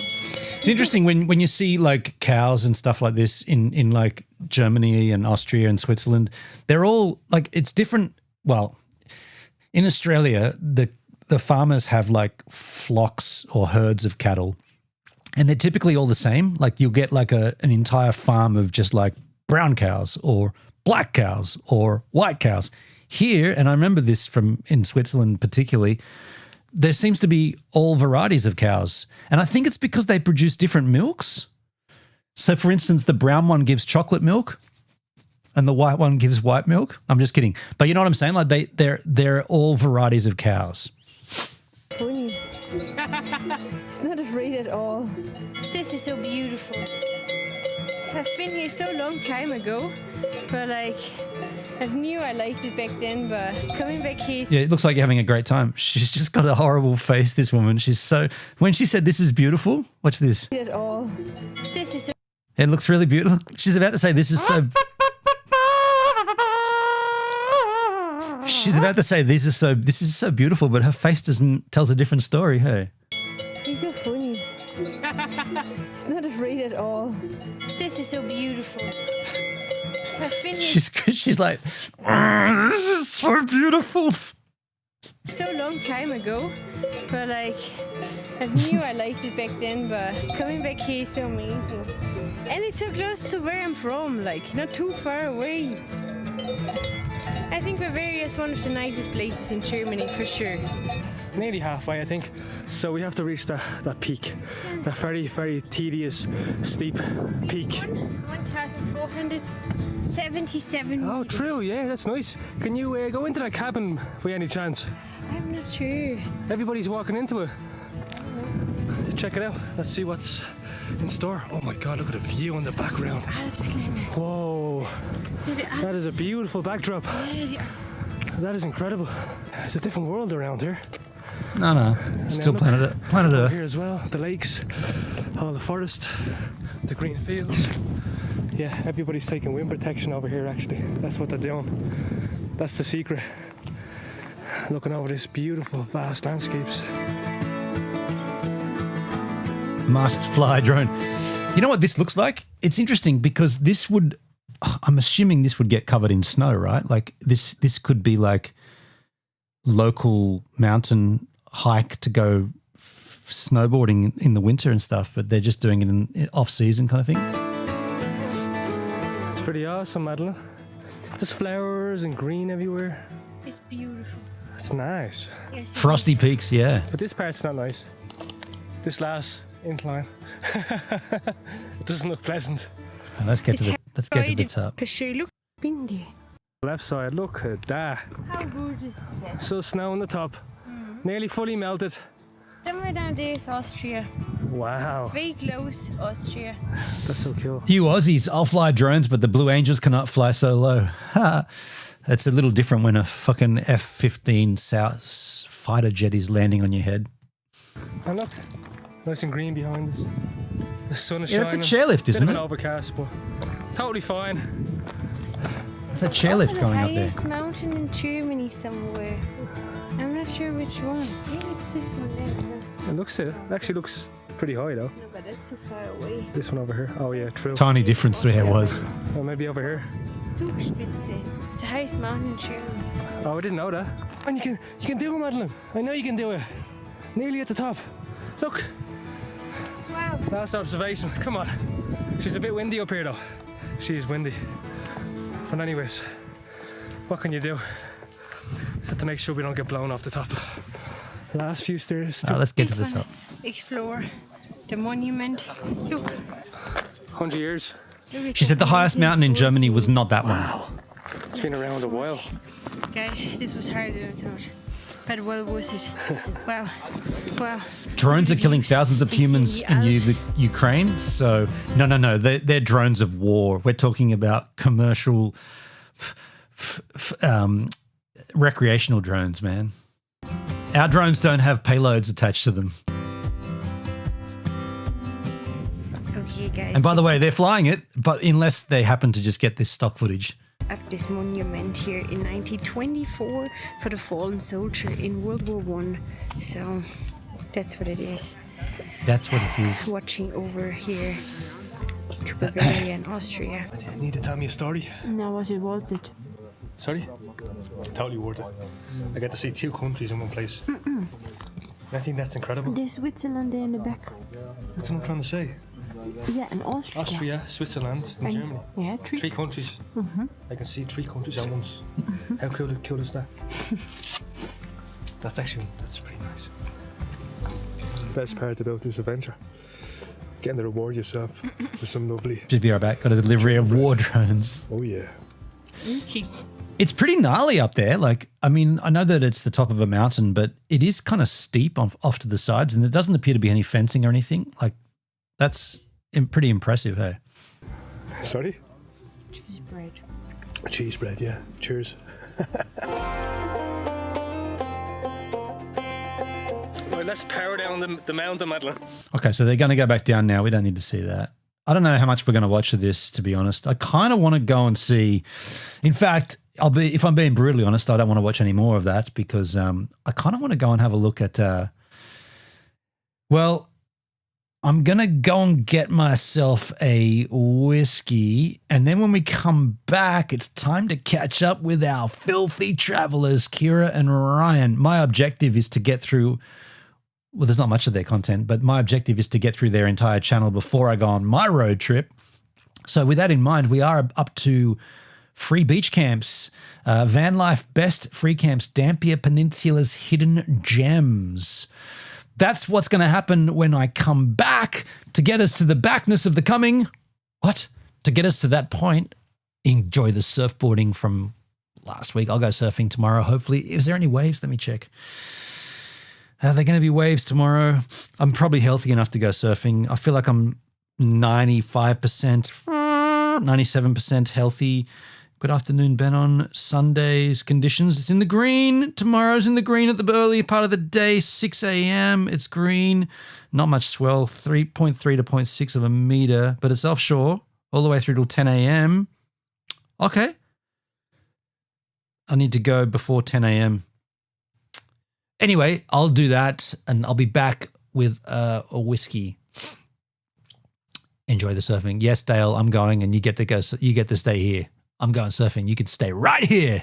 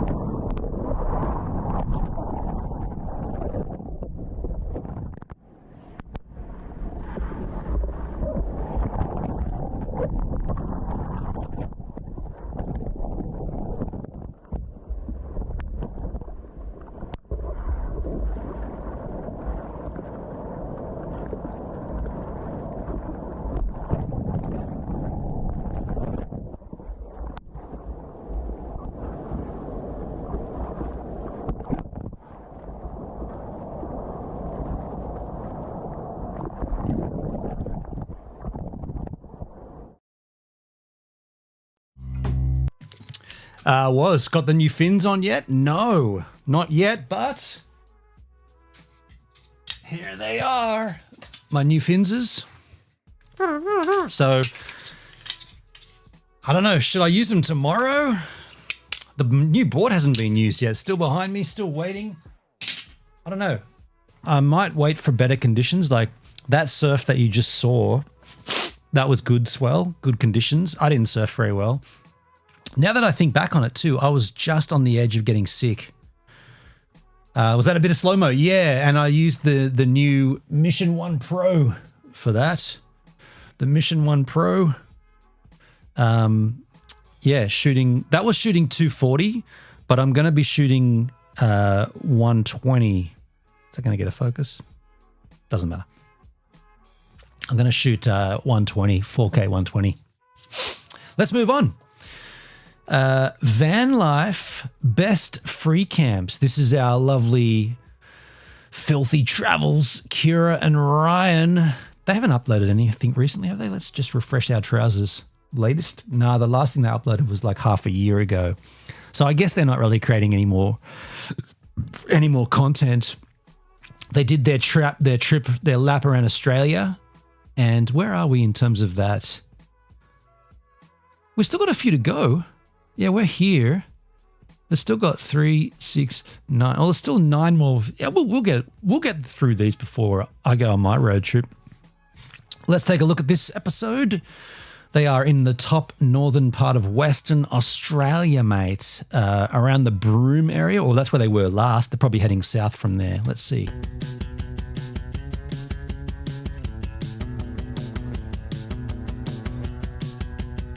Whale of a time. Hey guys, welcome back to another episode. This week we're in the Dampier Peninsula just north of Broome. We're free camping all the way up, starting at Willie Creek, then Bard Creek, Quandon Point, and then just north of James Price Point.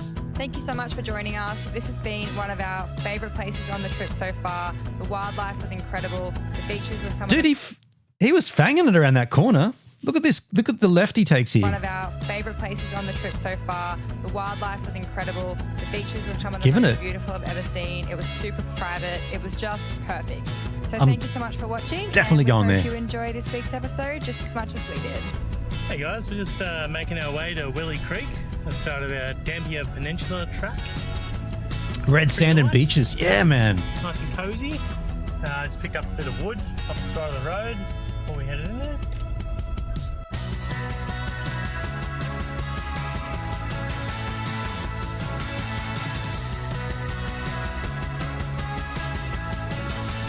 This is us pulled up at Willie Point. Almost lost a log on the way in here. Beautiful spot. Few cars there. The water shouldn't come up too much further than this, I believe. You want to be careful.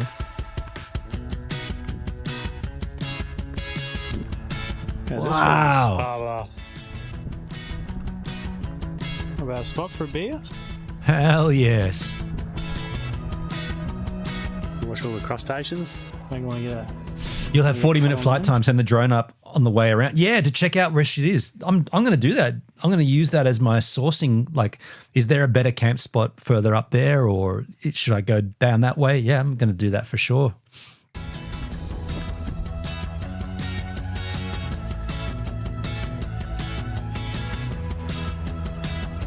Wow, that looks amazing.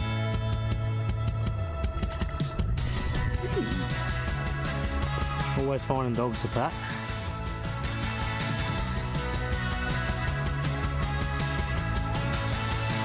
Beautiful.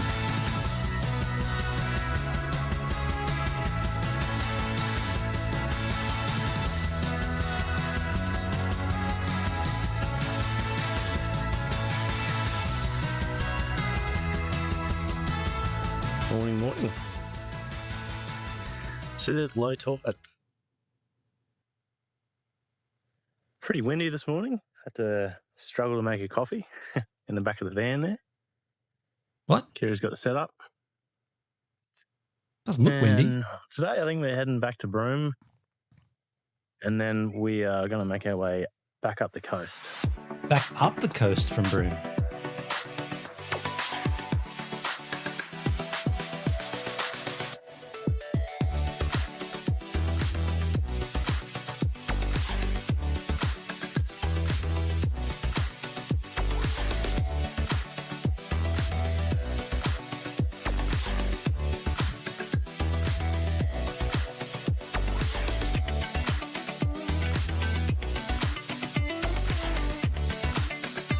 They always put in this crappy music. I get copyrighted stung for. We are officially stopped with wood. Ready? Ready to go to Bard Creek. Bard Creek, here we come. Excited.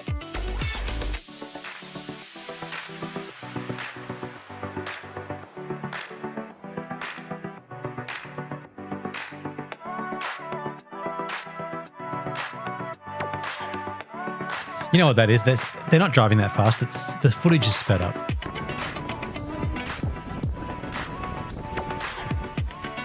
I think we might have found our spot. This is Bard Creek. So we're all set up at Bard Creek. How good is that? Wow. Got the awning out. A Nice. little section of the beach to ourselves. Just gorgeous. A little sandbar out there. You can swim, the water's cold. Hopefully see some whales and stuff, hey? No swell. I'm taking my toothpick with me. Reef out there or whatever. Dark patches. Yeah, chuck your snorkel on and go for a snort. Yeah, I'll have a look. I'm so excited. Yeah. You're going to scrap? Not here. Don't be in the other place. Fish before.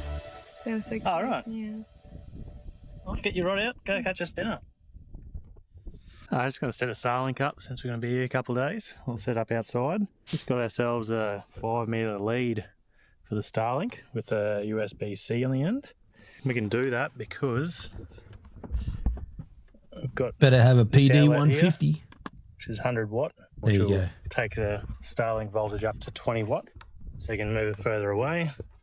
Plug that in there. I've just added on a bit of an extra lead so we can sort of put it wherever The Starlink Mini needs Yeah, about nice, sort nice of long lead now to get it away 45 from the to van. 50 watts on power up. And then Once it's found its pops in satellites, it usually settles back down to about 20 watt. feet. Let's chuck it down there for now. And then once it's done setting up, give it 10 minutes or so, I'll realign it where it wants to be. Yeah, didn't realise this was an episode of Baywatch. It's pretty cool. Can't wait to see you have a go. I'm gonna check this water out. They don't ever live stream, unfortunately. Let me just confirm that. Yeah, they're just videos. They don't do any live streams. It's a shame. How good's this?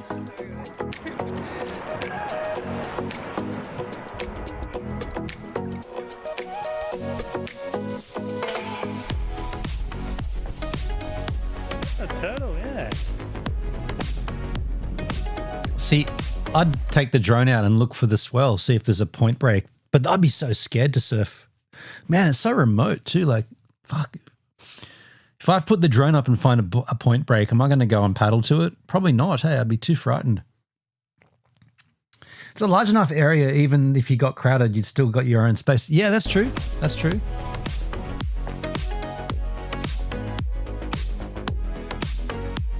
I bought a couple of things that are going to assist me here because I've never really... He's got an electric skateboard.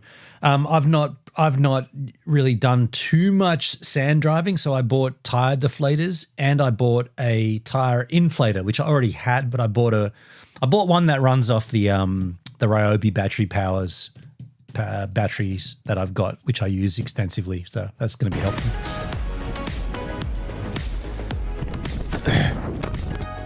Was it got a one wheel or? He just fucked up. Ouch. Tried the one wheel for a bit, but a bit too soft. Came off a couple of times. All good fun. That is just beautiful.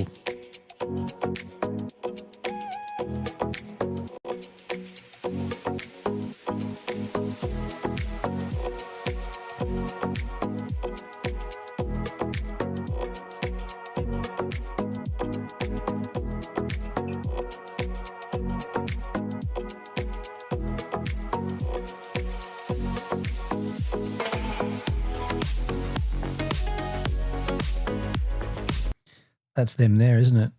They'd be pissed off, eh? Like they've got their spot here, and then these dudes got right there? Like, come on, man, you got this entire beach. Why you gotta park up right next to us with a big ass caravan? Every color of water, dude. It looks amazing, doesn't it?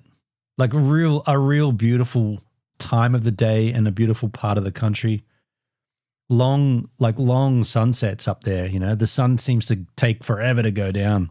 I remember that from when I was up, not quite Broome, but Ningaloo Reef. And free, yeah, all this stuff up there, free camping, yeah. Yeah, this looks pretty rad. I'm hoping to get there.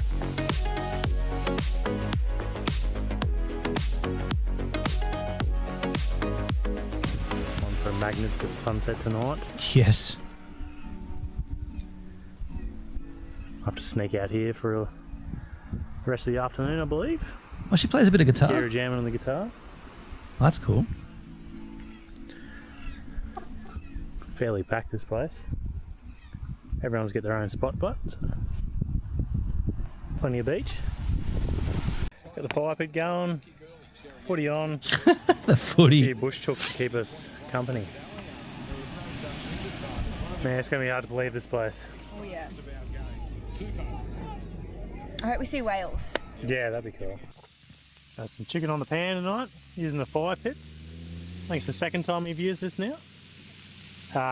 Yeah, just help the wind a little bit. It's not too windy here, and also you're going to use less wood, being a more contained fire. But yeah, beautiful. Not a bad kitchen. Wow. Sun was magnificent. Went down just over there, not over the ocean like we used to now. Yeah, can't beat this. Good morning. Good We're just morning. going to make banana pancakes this morning, so kind of just winging the recipe. Going to start with 1 banana. 2 banana, 3 banana, 4. Mash that up. And we've spent 3 nights here now at Bard Creek. It's just been so beautiful. We haven't been able to leave. The most perfect campsite. So peaceful and quiet. This is probably like my favorite free camp we've been to, or just my favorite camp in general on our whole trip, I reckon. 1 or 2 eggs, I'm not sure. Might do 2.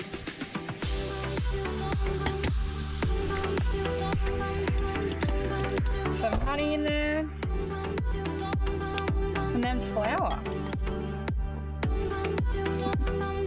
No, that's not the way you're supposed to mix flour. I had a pancake for the first time the other day, actually. Absolutely not using 2 bowls.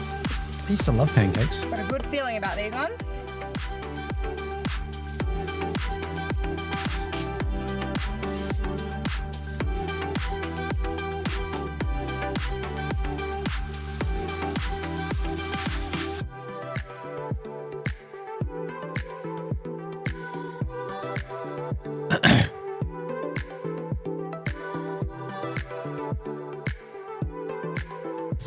Damn, dude. Here we are, second day here. Been kind of windy, which is out of the ordinary. Had a look at the forecast for the wind and it seemed to be pretty nice, but yeah, it's just picked up a little bit, not too bad. It's coming into the river system here. Start them off in a small fry pan. That gets the best shape. Interesting was, yeah, little. I know. Well, I'm not still close friends with them, but I had an Irish set of friends that had a pan, small one, that they only ever used for pancakes. Kath and Dara, if you're watching this for some reason, somehow, I want a pancake. I haven't had one with those guys in over a decade. Perth friends of mine. Perth Irish friends that now obviously live back in Ireland. And yeah, he was like, no, you get this pan and this is the only thing we cook with. We do not cook anything else in this pan except pancakes. And once they're cooked, we clean it and it goes back in the cupboard and we don't use it for anything else. It's pancakes only. And their pancakes were fucking rad. The water's nice today. Sounds a bit boggy around this area. And this is about the end of the beach, heading north. Damn sure when we cast net. What are those? Baits. What are those little circle things on the edge of the water? Is that Urigen? No, what? Not Urigenji. What is that stuff? That fish are going wild. Dark. Got a nice spot over here, a bit higher on the bank. Right next to the mangroves. And there we go. Oh, guacamole. Avocado snack. How good.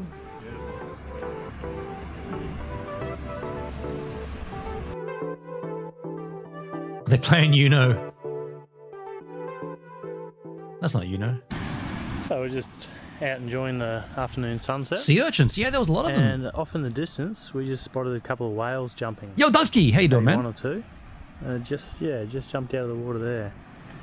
So Kira's got the trusty drone onto it, and we'll see if we can get some good footage for you. Nice.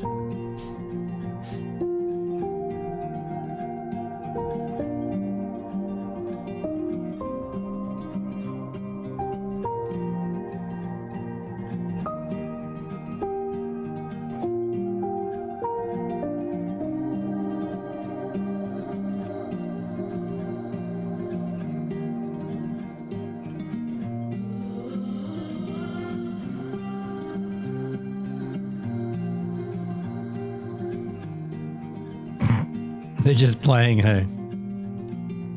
Big fat mammals slapping the water, causing all that ruckus out there.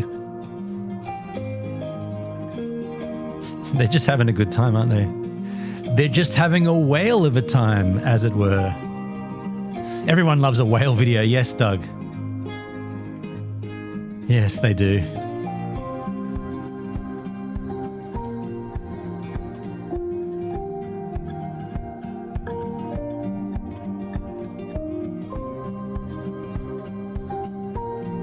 It's funny that speaking of all the drone rules. Amazing spot. Can't fly close to a whale, can't do this, can't do that. Got to be downwind of the whale. It's like they don't give a flying fuck. There's a drone flying above their heads. The whales are this big mammal. They don't even know the drone's there. But there's these extreme CASA regulations. You have to be downwind of it. You can't be more than this close to it above vertical perpendicular height. The whale doesn't give a fuck, dude. It's crazy. Just gets better and better.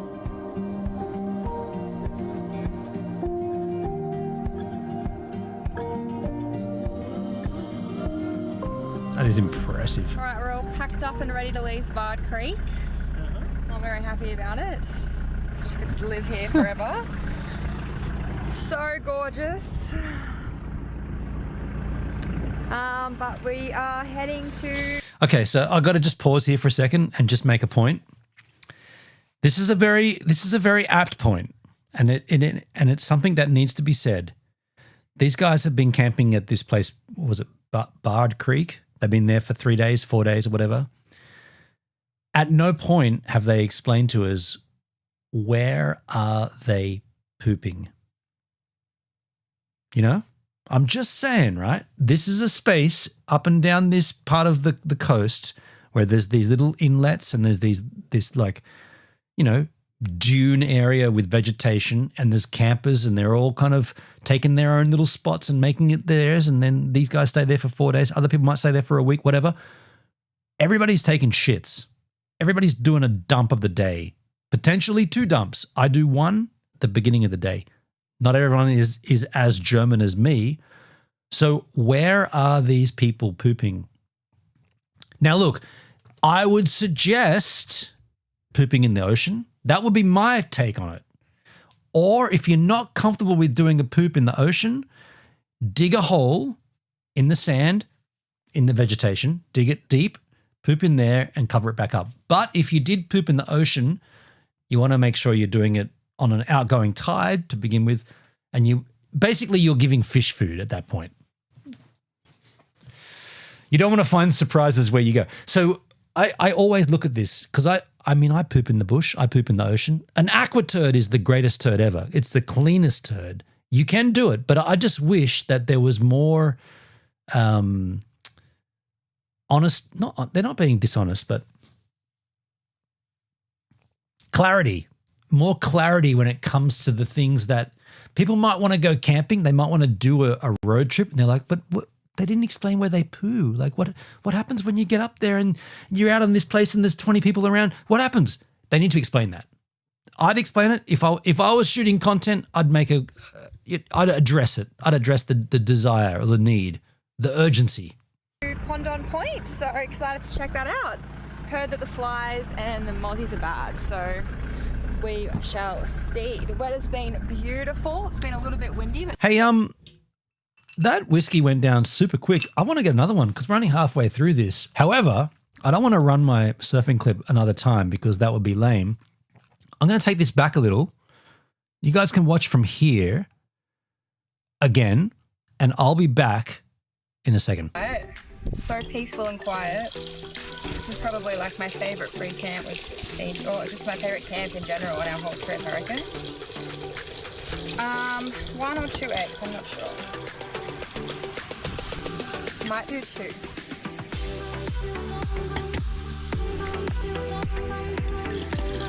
Some honey in there. And then flour. No, that's not the way you're supposed to mix flour and wet stuff, but I'm absolutely not using 2 bowls. Got a good feeling about these ones.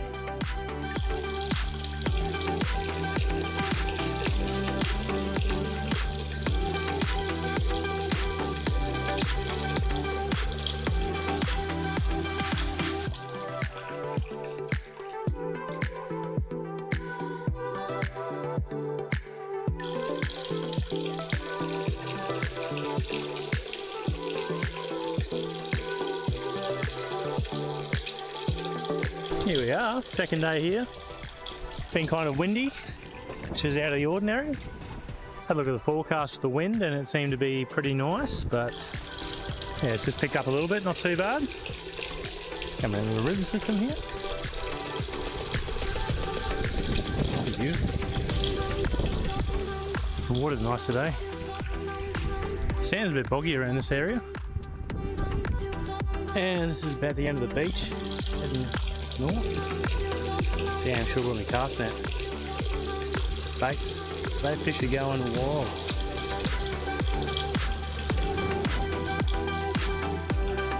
Got a nice spot over here. A bit higher on the bank. Right next to the mangroves. And there we go. Nice little Arvo snack. How good.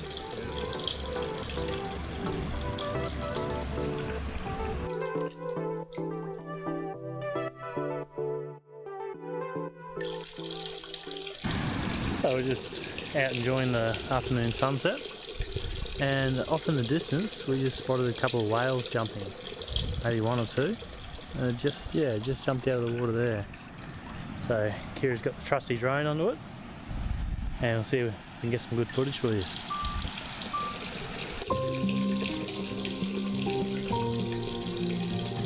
All right, let's move on. From whence they were leaving, here we go. A little bit windy, but not too bad. It's been sunny in the day, been nice and cool at night. It's just been perfect. Cheers. No complaints here. Yeah, let's move on to our next spot. So we decided to leave from the southern entrance this time. We come in on the northern side, which was very beautiful. Southern entrance, we've just been on the beach. Now we're going to be heading up through hopefully the sand and back onto the track that we came in on, Bard Creek Road. So yeah, let's give it a go.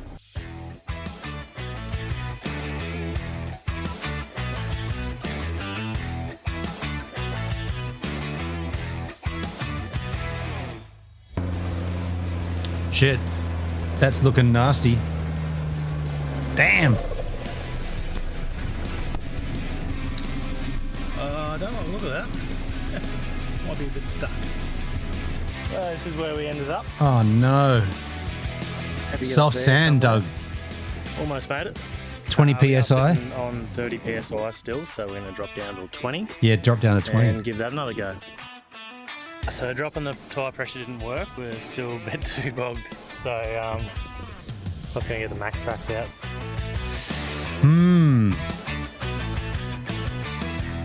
I don't have any of those max tracks. I feel like I should buy some. See now why everyone wanted to go that way out of here. I haven't got them, was. No, I don't have any.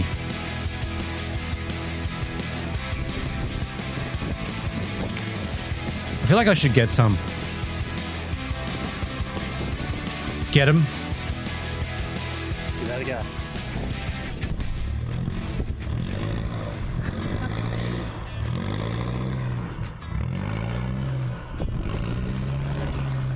Keep it going, keep it going. Don't stop, don't stop.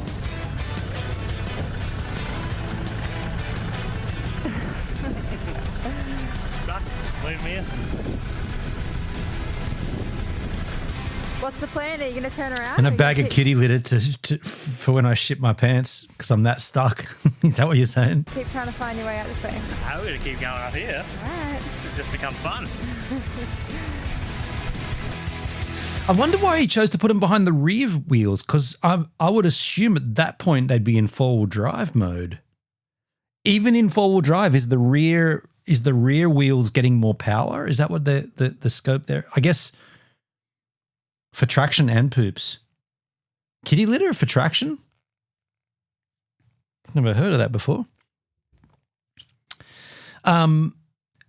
Now, I feel like I should get some of those. And I was thinking the way that they can be stored on, I don't have any space on the roof racks. I've got to look into it, dude.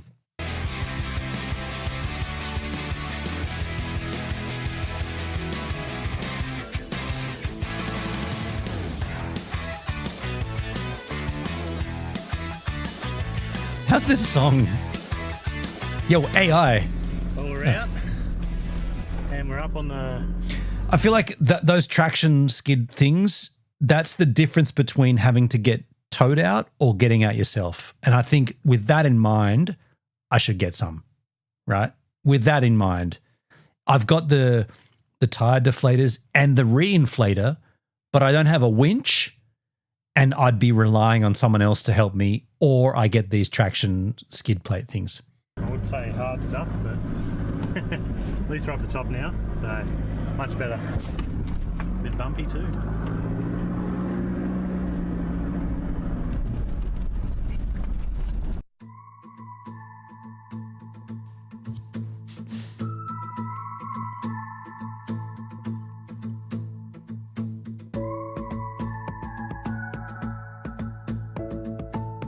So we're back on the Minari Road. Just come out down there. It's on Willie Creek Road. Well, this place gets you to Willie Creek as well, so we just come back out on there from the beach. That was the way we went in. So yeah, we'll follow this road back up and head to Quandong Point. Condom Point? Shit. Protection Point. So we just turned onto Quandong Point Road. Oh, not condom. The main drag. And Franger. over, we're going to get some firewood. There are trees in there. We'll clean a few of them up. And I also don't have any way of taking wood with me. Like I did that a couple of times in, where was it? Burkinia Gorge on the east of Alice Springs. I grabbed firewood and I put it on my roof racks, which I now have no more space for because I've put a second solar panel up there. And that wood that I did bring scratched up the shit out of my Starlink. So if I was to have to do what they're doing and bring wood in, I'd have to put it in the cabin, in the passenger seat area. There's nowhere for it to go. There's limitations to having a small vehicle, you know, like. But I'm seeing what they're doing. They're picking up wood wherever they find it. And I kind of want to get into that habit, or at least into that pattern, but I don't know where I'm going to put it. Oh, you know what I do have? I have a wetsuit wet bag that goes on the back of the ladder area. Maybe I could wangle that. Anyway. do some beach cooking. I just felled this little old stump. Chop her up now. This chain tool, best thing ever. 12 volt, just charges with a USB-C. Dude. And yeah, it goes hard. Should I get a chainsaw? Fuck. I've got all this, dude. I've got all this stuff, right? Like, I've got multiples of these Ryobi 18 volt, 5 amp hour batteries, and this is just the perfect little charge station for it. Should I get a chainsaw? I think I should. I mean, I laughed at it when Hendrik, I think it was H-Man, suggested I get one. Let me just pause for a second and let's take a look at Ryobi chainsaws. Bunnings Warehouse. That's not their slogan. We have a small chainsaw from them. Let's take a look. Let's take a look, skis. Ryobi chainsaw. Chainsaw. I mean, I'm deeply invested in the Ryobi power banks. So, wait. Pruning saw, chainsaw, pruning saw. They're a lot more expensive than I thought. OnePlus pruning chainsaw tool, $180, or 18. These are 18 volts, right? Yeah, the batteries I've got are the 18 volters. So I could run these batteries on one of these fuckers. How big is it though? I can't. That's the thing. I don't have space for this shit. I mean, it looks slick, right? Cut firewood. We have the 149. I don't have space for this, man. I don't have space to bring this, though. That's the trouble. The 149. This one here.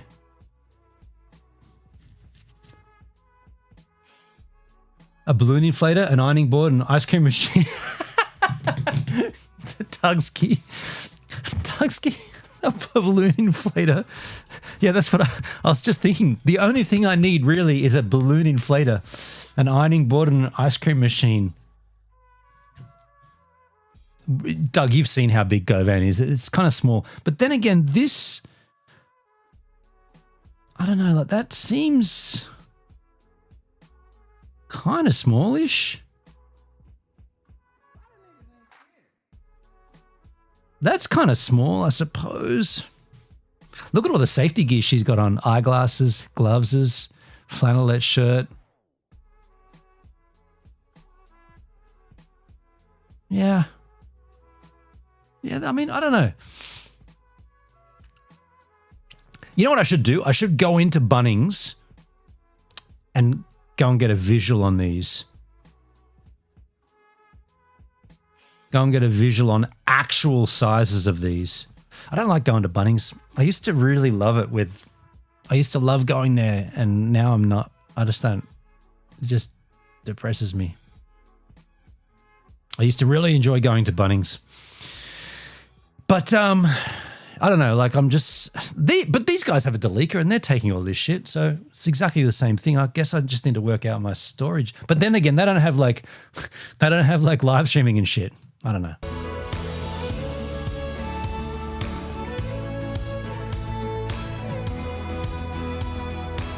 Firewood's all cut and just heading into Quandon Point now. Not great these days. A lot of dog poop in stores. Yeah, one time when we were in there, and me and someone else, we literally saw a woman with a dog. Her dog pissed up against the side of the thing, and the woman just kept walking, and like we were like, the fuck? And the person I was with was like, no, that's bullshit. And we went up and spoke to a manager and said, this person, and we pointed them out, their dog just pissed all over that shit and they didn't do anything about it. And you need to go and, like, that's not cool. Like, we're customers. We don't want, and the person I was with knows about having a pet or a dog having something that's not a human with you, and the store owner was like, "Thank you for letting me know. We'll go back and look at the tape, and we've seen this person before. We'll deal with them." Yeah, just like if you've got a dog with you for whatever the reason, you need to be aware of it, and if the dog fucks up, then you got to address that. But this person just and the way it happened was like, I've got a horrible memory, but I feel like we saw it. Either I saw it or this person saw it, but it happened right in front of us, and we were like, "You see that?" I was like, "Yeah, I saw that." It was like, and the other human with the dog saw us and saw that we saw it and didn't do anything about it. Dugski, I watched a couple take the Anna Beetle Highway through the center of Australia. They had a chainsaw, said it was godsend. Yeah. All these things I think I should buy. It's getting closer to when I want to depart. I do have savings, but I think I should get a chainsaw. I've got the batteries. I should get a chainsaw. I think I should get one. Don't tell Hendrik. I remember it was only like a few streams ago where I was like, get a chainsaw? I'm going camping, you fuck. I'm not buying a chainsaw. Now I'm thinking about buying a chainsaw. Shh, don't tell anybody.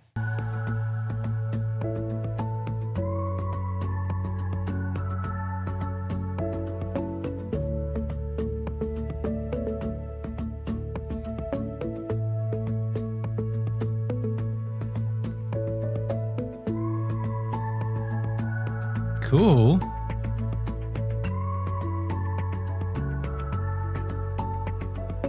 He's a wise man, Mr. H. At Quandong Point, or Quandong Beach. I think Quandong Point's just there. Almost doing a bit of fishing. Like to see how he goes. Pretty nice spot. Dude. Nothing on Bard Creek, but it's rad.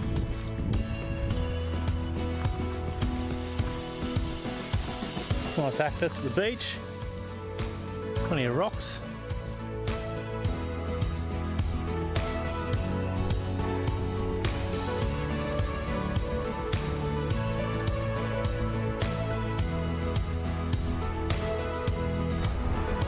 We are parked under a tree, so solar might be a bit of an issue, but we'll chuck the blanket out. And, yeah, I don't know how many days we're going to stay here, maybe 1 or 2. But yeah, I like it. See any whales? Yeah. Had a great game. Yeah.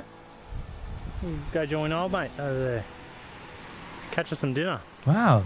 It's like a nice set of waves coming through on this right point here. Cut off of it. Beautiful warm weather as well. We were supposed to make our way down south a bit, but the weather's been a bit cold down there for us, so we're just hanging out here until it warms up a bit. It's hard to leave these places. So just doing our first water transfer back into the van with one of our 10-litre bottles. Ah. Just a little bit of a hose that was on the filter. Gravity. Just got it siphoning out. Minimise all the spillage. So a perfect day chilling out here. Went for a swim before. It's low tide at the moment. It's very rocky in there. A little section of the beach you can swim in between all the rocks. It's quite nice. Been a bit overcast. Not much solar, but it's alright. And just seen another whale out in the water just over there. So the drone's back out. I'm going to go try and fly over and see if we can see it. Oh, it's got a cuff.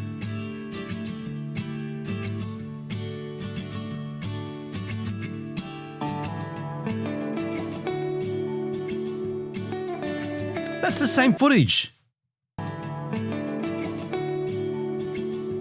That's the same footage as before, man.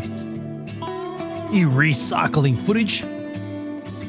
I can see right through you.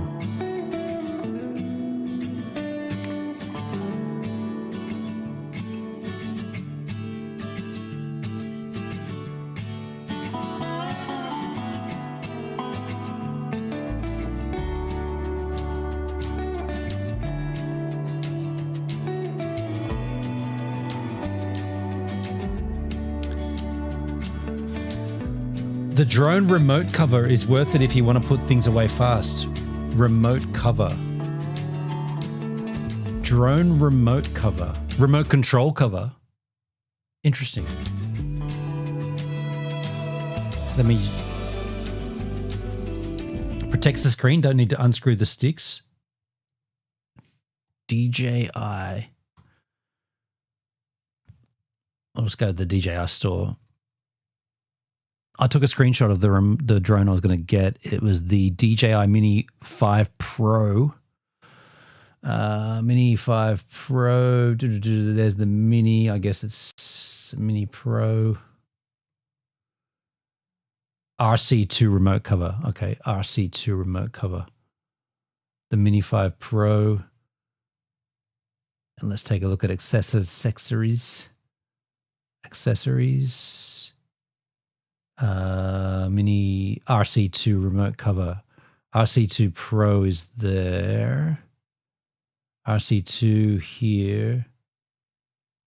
They don't sell official versions? Oh, it's not on the website? Oh, okay. Oh, shit. Okay. I'm looking at the wrong spot then. Okay. Amazon. I'm going to buy a chainsaw. Now I got to buy a remote cover pro thing. Come on, man. Stop telling me shit. I've got to go eventually on this trip, man. It's aftermarket. RC2 remote cover.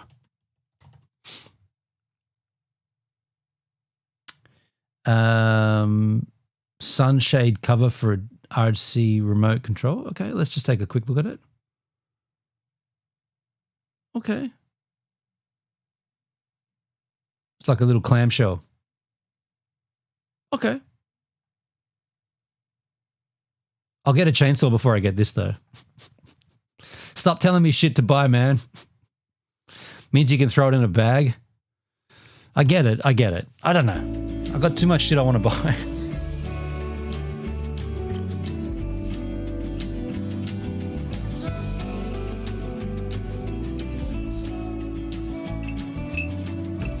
There's a whale out there. We need to get the drone out now.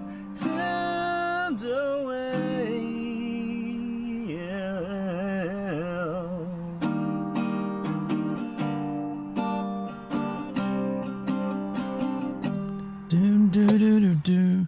That sounded a little bit like, we're so ordinary, can't seem to find the hole. Was, you know UMI. It's not the same strum, but it's the same chords as we're so ordinary. Wait for it. There's a whale out there. We need to get the drone out now. Tons away. No, it's not. Nah, forget that. Similar, but not the same. That bit. We're so...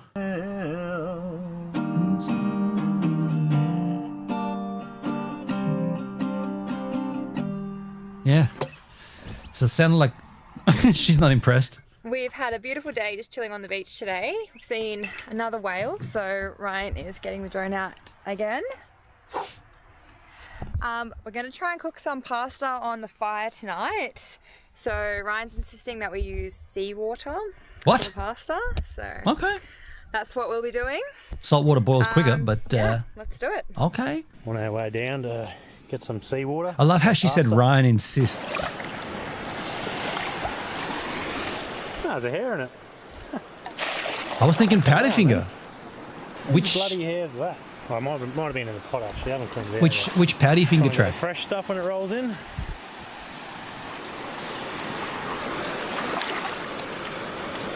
Fresh stuff. Beautiful.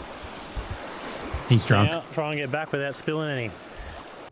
Ryan's got me salt water, probably just under half. I'm going to fill the rest up with normal water. Apparently it will be too salty if we just use straight seawater. And we've got some meatballs, which I'm going to cook on the plate, on the fire over there. I thought you said pasta. Pasta water. I'll let that boil to get rid of all the germs Ryan's brought from the sea. All right, we'll do these meatballs while we wait for that to boil. Boil. To boil. Oh, too much heat. new pasta we're trying tonight. Tonight?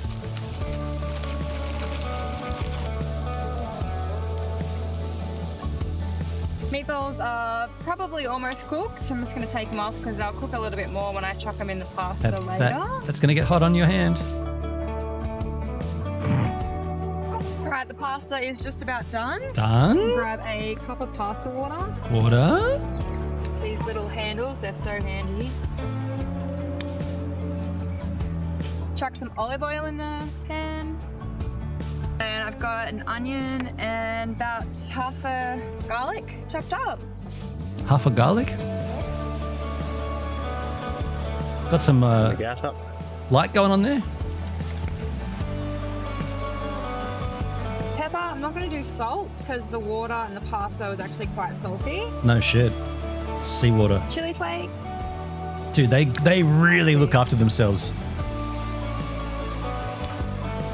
All right, tomato paste.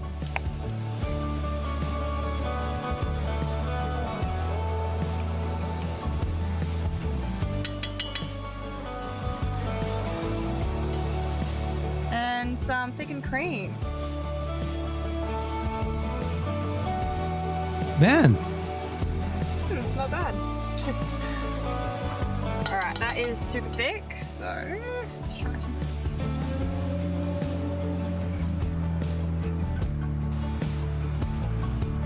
What is she putting there? All right, I'm gonna chuck the meatballs in. Fresh water.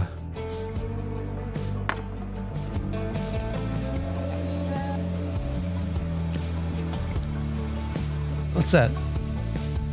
Is that like rigatoni or something? No, it was pre-cooked pasta. Pretty good. Pretty good. Real. Ravioli. Parmesan cheese. Do not put stuff in the packet if you're making pasta. Pretty happy. Damn, dude. Not bad for the first go. We say this every time, but they're out there traveling and camping. They do not spare any. They're eating better than a lot of people eat at home. I reckon. We got another packet of pasta, so Ryan's going to try and upstage me later on in the week. Hey, babe. Absolutely. Wow, looks amazing. Quick taste test before we go eat around the fire. Fuck yes. It's actually pretty good. There you go. Well done. It's going to be hard to beat. You got no hope, Big guns buddy. out. And we've spotted another whale. So Ryan's just on whale watch. It's probably the same whale each time. Find him. Did you get him? No, not yet. Not yet. Being sneaky. They keep escaping us. But they're so cool the way they just jump out of the water. So apparently it's whale season. So it's August here. So August is the season of whales. Yeah, so we're probably going to leave tomorrow, head up to James Price Point. It's been absolutely incredible here. There's been no flies, no mosquitoes, like a lot of the reviews had said. The weather has been perfect. It's been sunny, about 30 degrees. I'm taking a slash. I'm going to keep this rolling in my Kansas so I can keep hearing, but I will be off camera momentarily. It's during the day with a nice cool breeze, and then cools right down at the night time. So it actually couldn't be more perfect. This is without a doubt my favourite place we've been so far.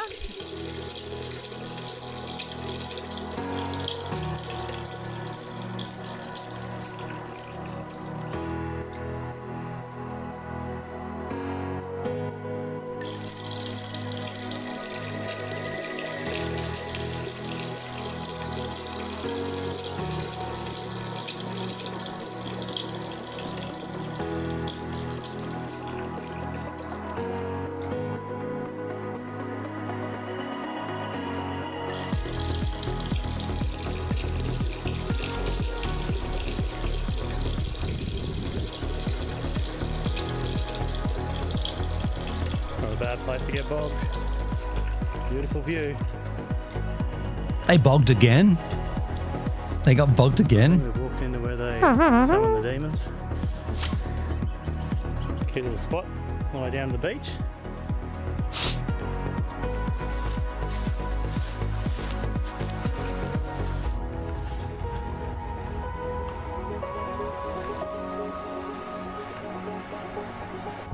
Good morning. Another beautiful morning here. We are packing up now, about to head off to James Price Point. We had 3 nights here. James Price Point tonight will be our 8th night on the Dampier Peninsula, and it feels like nowhere near enough. This place is just so incredible. Had a little swim this morning. It is so calm out there today. Like, this is just the most beautiful camp spot. The cutest little track down to the beach. Funny, the water looks like it's really clear, like it looks quite blue, but once you're actually in there you can't even see your own legs. It's a bit scary, but today it's actually crystal clear. It's so gorgeous and calm. Cancel that. Perfect. Perfect. So we've been camping just south of Condon Point, but there's another beach just north of it, so we're going to check that out now, see what that's like, and then we'll head to James Price Point. Wow. Strange coastline, huh? So we're just about to head around back to James Price Point, or back to travelling in James Price Point, and we've just seen another whale just out in front of here. Look how rocky that is and Amazing. cracky. Oh, that was incredible. So glad we got to see some more whales. We'll never be over them. James Price Point, here we come.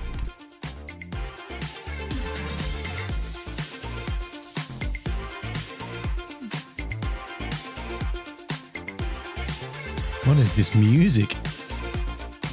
All right, almost at James Price Point, about half a K away. Got a little routine now that we chuck the drone up before we head somewhere, and we can check out the campsites, which one's the best one for us. We can just go straight in there and snag it. The sand has become red. Rough, and people just fly along here, like, got to get a good speed for the corrugations. Found about 80 Ks an hour. Not too bad, but yeah, just be careful of other people coming the other way. Apart from that, it's been good. There's no real swell, is there? The Ningaloo Reef is a bit further south, isn't it? So why is the swell stopping? We've made camp as such. We're actually a little bit further north of James Price Point, about 15 Ks. I just looked on the map and I've seen there was like a freshwater creek. There's no hub. Is that a hub on their front wheel? Do they not have a... Yeah, how do they... I don't know. That's a four-wheel drive, I obviously. just looked on the map and I've seen there was like a freshwater creek. Bit of creek water right behind there, so that's good for us. We get some fresh water, be nice for showers and stuff. And this is us, right on the beach. Almost high tide now. This is the water here, so just going to do the last water transfer with the 10 litres that we have. There's no way that's fresh water. 10 litre containers up with this water. That's tidal runoff, isn't it? It's pretty nice. I did test it further down. It wasn't salt water, but that's salt water. We might have to go a bit further up there. Didn't the Delica come in different variants with different types of four-wheel drive? I mean, it did, but I thought all of them on the front left and right wheel, there was a hub that you had to turn to activate four-wheel drive mode. Unless, because theirs is literally the same as mine, except the diesel version. And we all have hubs on our front wheels. By the way, he clarified that it was salt water, right? It looks like... I did test it further down. It wasn't salt water, but that's salt water. Yeah. We might have to go a bit further up there. That looks like tidal runoff. Funny as. So just going a bit further up the river. That's where we were before. It was a bit salty there. It's fresh here. Not too much of it, but done a little bit of a trench out there. I'm just going to wait for the sediment to Were they hoping down again. to replenish their... And then just got a trusty pump here, which will hook up to one of the chainsaw batteries and fill these bad boys back up. So this is water that they can use to then heat and cook with? So we ended up back on the other side of those guys. We were just north of them. Yeah, we checked out James Price Point and it was a bit packed, so we thought we'd move on. It's quite a tight track again to get here. Yeah, so we're going to set up here and enjoy this beautiful place. Water's there. with the showers and see if we can see another whale. Are we that lucky? Don't know. Do you want to make room for you? No, I'm good, thanks. You sure? I'm gonna go for a swim.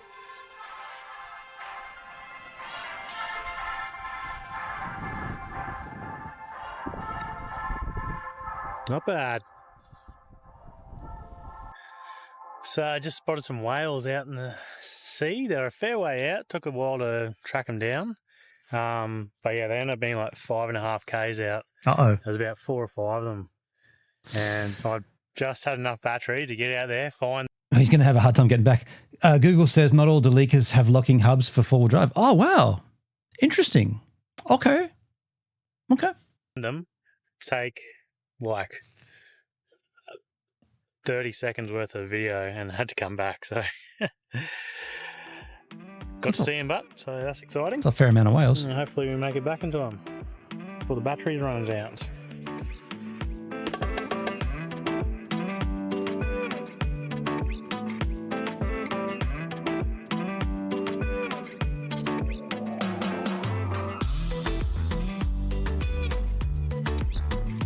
Nice. There's a sunset on this side. Doing a time lapse now on the GoPro. Time lapse. And if you believe it, take a look at that. Moonrise. Bloody hell. Magnificent.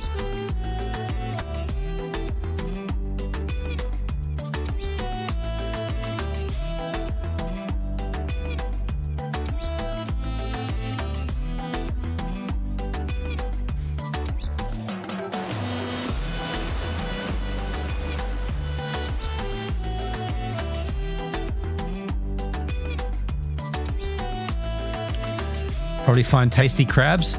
Hey, look at that.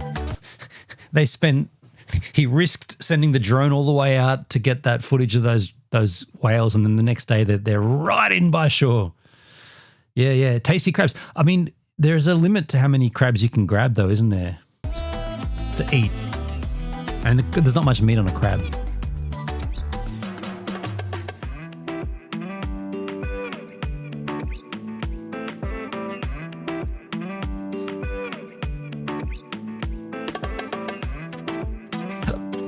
They're big animals, aren't they?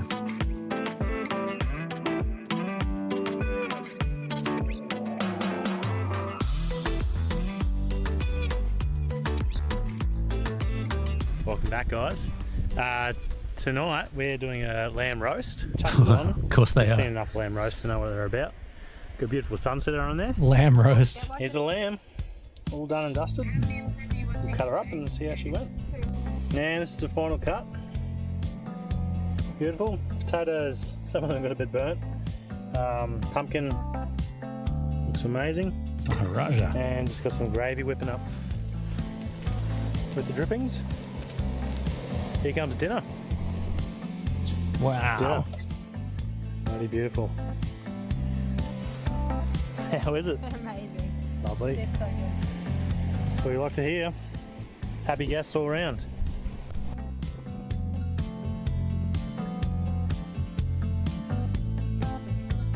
We're all packed up and ready to go. Back to Broome. 13 days we've done up here on the Dampier Peninsula. Magic. It's been incredible. It has, it's flown by. Haven't run out of water yet, so when we get back we'll see how much water we got left. Yeah. Just about out of we've got a bit of food left actually. Yeah, we got food. Bit of food. Done well. We have done well. Dampier Peninsula. Yeah, it was awesome. Hell so much yeah. wildlife, whales, turtles, dolphins. It's been bloody beautiful. We've had this whole beach to ourselves pretty much the last 4 nights, which has been so nice. Oh, well, thanks so much for watching this episode. 3, 2, 1, cut. We're heading back the beach way this time. Much easier.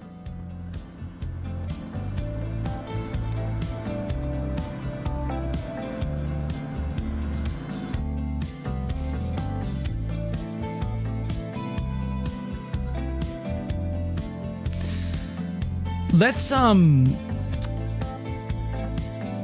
where's my Google Map machine? Just want to have a look where the Dampier Peninsula extends from. in terms of its entirety. Dampier Peninsula, WA. Okay, so it's the top region. So Broome is here. Let's get rid of that. Broome is here. So this entire section, can you see my mousicles? It's this entire northern point above Broomskins.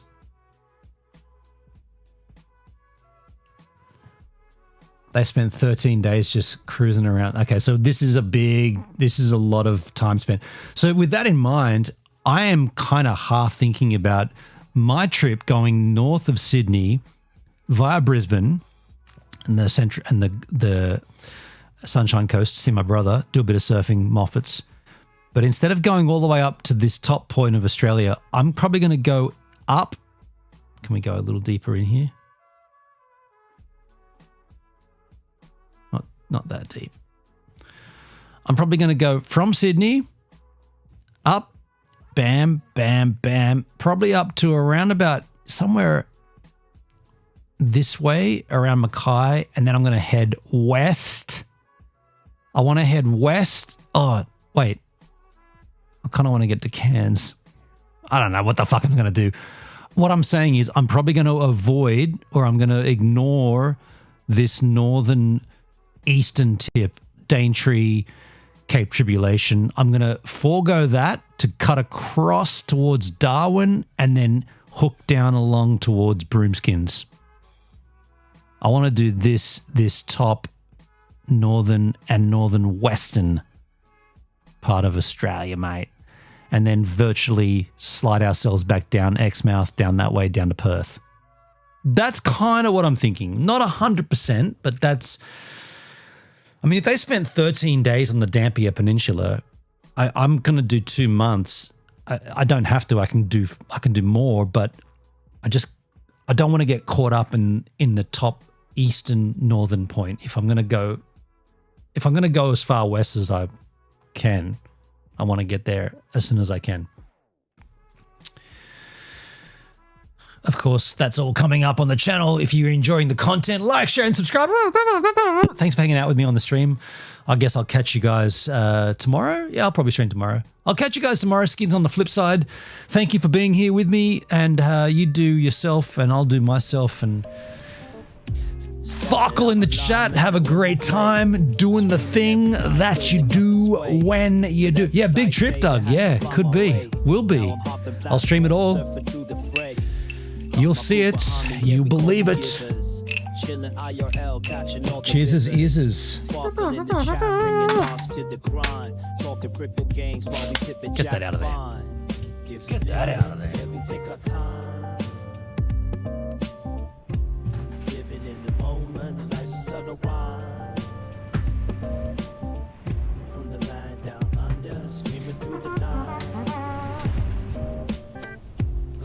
New Zealand vibe, surfing waves day to night.